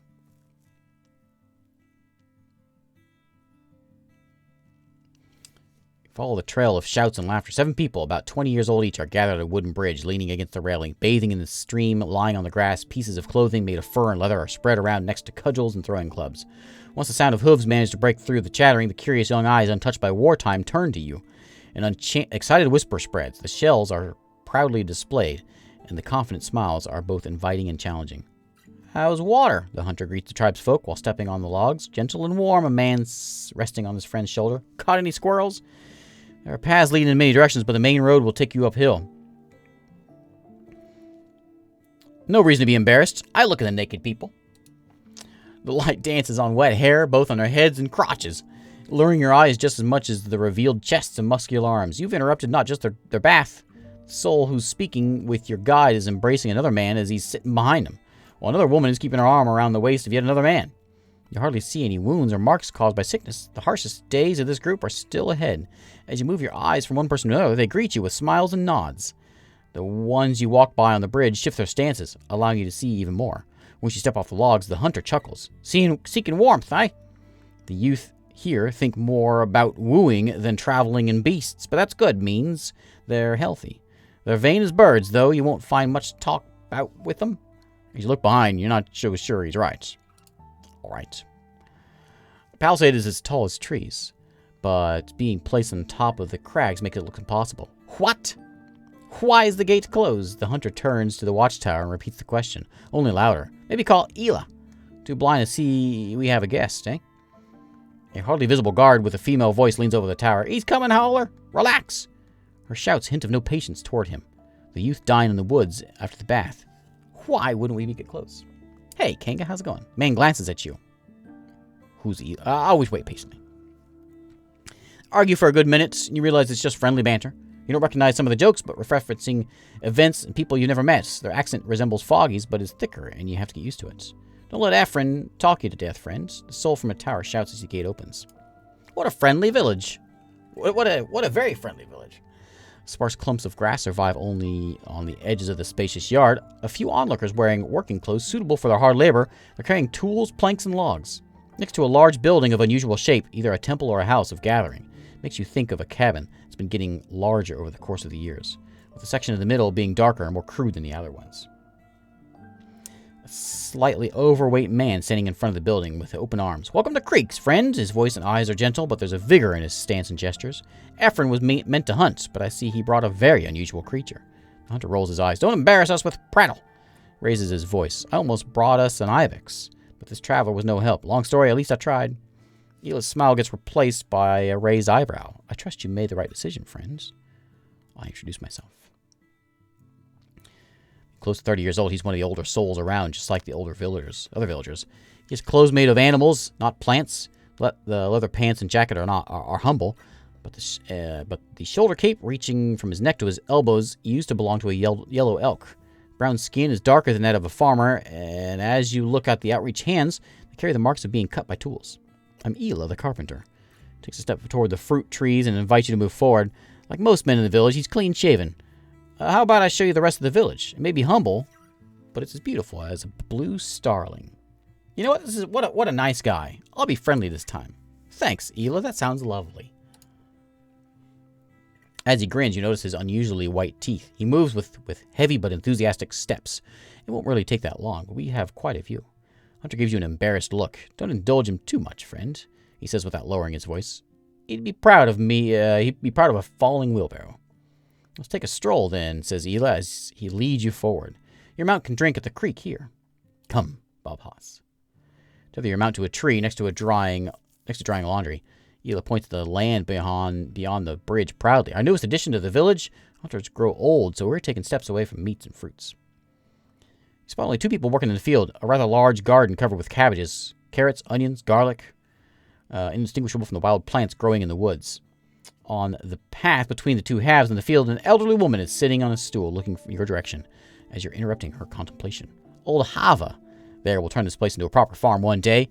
She has little strength but keeps precious memories of her trade. You lack proper seeds. Good ones are expensive, Ela responds right away, as if it's part of a prepared speech. We weren't sure about our soil, it's just a test. He invites you with a gesture to follow him deeper into the village. No seeds in Gale Rocks. While the folks at Howlers won't spare their own, they'd rather force us to buy food from them. Farmers at White Marshes, says Ephraim, but it's a dark place. Who knows what we might reap after a year. That's rough. The bonfire spot is surrounded by logs that were cut into tables and stools. Ela approaches the nearest chair, rubbing its back with his cut hands. We share a meal, and we do so here, sometimes beneath the stars. You'd have to see it. The flames dance on the walls to the monster roars and crickets. Ephraim's voice also grows with enthusiasm. Dining at the edge of the forest is something you won't forget. Unless you can drink, don't swallow anything stronger than spoiled ibex milk. The shadows, friend, terrifying. You glance over the wooded building. While the walls seem fine, the roofs are primitive, mostly made of planks that are already soggy and bent. There are a few people working on cleaning bark from a log. The square is mostly quiet, with a few kids observing you from their toys. One big family. He flashes you with a disarming white smile. Yeah, a huge one. We don't have any rooms to spare. It looks like the children, as they return to their crude wooden tools, they don't realize yet how small our home is. They've hardly seen anyone from the world outside. Trade occurs at Foggy Lake. And good for them, the hunter chips in. They don't miss much. Other than spouses, we have everything we need. And so far, we have plenty of fresh meat. Some of us, even too much. He smirks at the carpenter. Stand between two of the houses in front of the gate, an animal pen. The walls are made of sharpened trunks and are as tall as humans. Captured beasts are tethered by ropes, but have enough freedom to wander and graze. 2 brown bears, a black mouflon, and the runner you recently captured with the foragers. And here are captives, Ephraim declares proudly. I know it's a bit empty, but we'll crowd it with just a bit before winter. You gonna care for him in winter? The hunter swallows loudly, thinking about his next meal. Now they're just here for the meat and skin. Once the snow falls, we'll butcher them. Carpenter gives a sullen glance and squeezes the lower edge of his jacket. I'd love to keep him with us. I don't even like meats. We could start a mouflon herd, or any other, but it's too dangerous with such weak defenses. He leans on the gates. Our houses are too small for them, and when having loud beasts outside during cold months would lure predators. We tried. He falls silent for a bit. And once he picks up the conversation, his voice returns to a previously proud tone. You'll understand better if you take a look at our old forest, friends. To the north. A vast clearing is returning to life, with shrubs spread between the paths and tree stumps. You move to the bridge, and then a gateway, and have a chance to look around. We can see the edge of our world from our watchtower, Ela narrates sublimely. In the long distance, the plateau ends, surrounded by cliffs. You either climb up the mountains or fall to your death. Both men tell you of difficult paths to the village. A desperate camp, then a cabin, then 2 shifting in wooden walls as more trees were cut. Without tree crowns, we can walk with no shadow, beast dens, gargoyle owls, concludes the carpenter. Surprised the wrath of the herds hasn't smitten you out yet. So, I think what I want to do, it's end of stream time. Here's what I want to do. I think I want to do one thing. And I want to see. Okay. Yeah, time comes opportunity. We're going to wrap this up, and I'm going to check something out real quick before we wrap this thing up. I'm saying this belongs to Eudocia. Oh, yeah. Is Asterion around here? Well, that's a weird question. You're the first Roadwarden I've seen in this season, I think. Did you check the western villages? Okay. He's squeezing his stomach gently. I'd like to place this rod somewhere high. It belongs to the enchantress. Grabs the rod and looks at it with caution. I wouldn't call her our friend exactly. You do better selling this. Swinging left and right like a club. He tells you what. Can't you be my decision? I'm going to ask the others. At least a few of them. Okay. Okay, I'll see you later. Let's go. Take a peek. Oh, I can't go there? Oh, I want to go there. All right. Well, we'll wrap it up. We'll wrap it up here. This is a good place to call it a day. Maybe I can finally get a bath. That's what we're going. We're going to go to Shallow Creek. Calming sounds of the water. You observe the stream. As clean as a spring. I jump in. No fish or plants to bother you with your feet. Find mud among the not always smooth pebbles. Water reaches above your waist, allowing you to have some fun and wash every spot of your shell. Thanks to the gentle flow, you're able to remove the mud stains from your clothes and boots. Okay, I'm as clean as I'm going to get. I just need soap, I guess. Oh, well. But, anyway. We're going to wrap it up here. Because I am tired, and I want to go to bed. And I think this is a good place to call it a day. We made it a ways through the world. I think. I don't know how big the world is. But we made it through the world a little bit. Yeah, interesting game. Really interesting game. Is it nighttime? I got 3 hours before dusk. So, I guess we can't sleep here right now. But yeah, let's wrap it up here. We'll go ahead and save. And a lot of quests. We're sort of open to do kind of whatever we want, I suppose.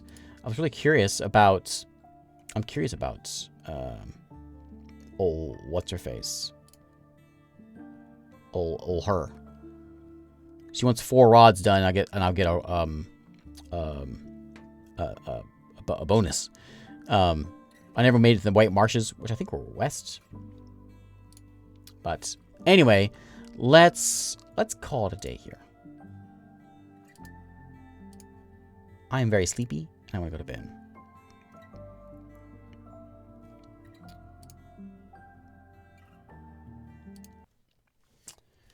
Yeah, it's very wordy, which is much more tiring than I thought it was going to be for reading for 3 hours. I'm very tired. But yeah, a nice, old school game for sure. We saw all that stuff before. Interesting game. That's where we ended. There is that's the whatever the knowledge guy was. And I guess he has your education could be of use here rather than magic. And then we got the strong guy, the fighter. Swamp Altar. Neat stuff. Comes out here on the 12th today. And, yeah. Fancy stuff. I like it. I like it. Very wordy. And I'm sleepy. And as in my 8 years of YouTube, I'm sure I've done some wordy games before. I can kind of feel my voice starting to go a little bit, which I've never had happen before. Lots of reading. But anyway, this is where we ended. So thanks for watching. Thanks for hanging out. Thanks, Kanga, for popping in here. But let's call it a day.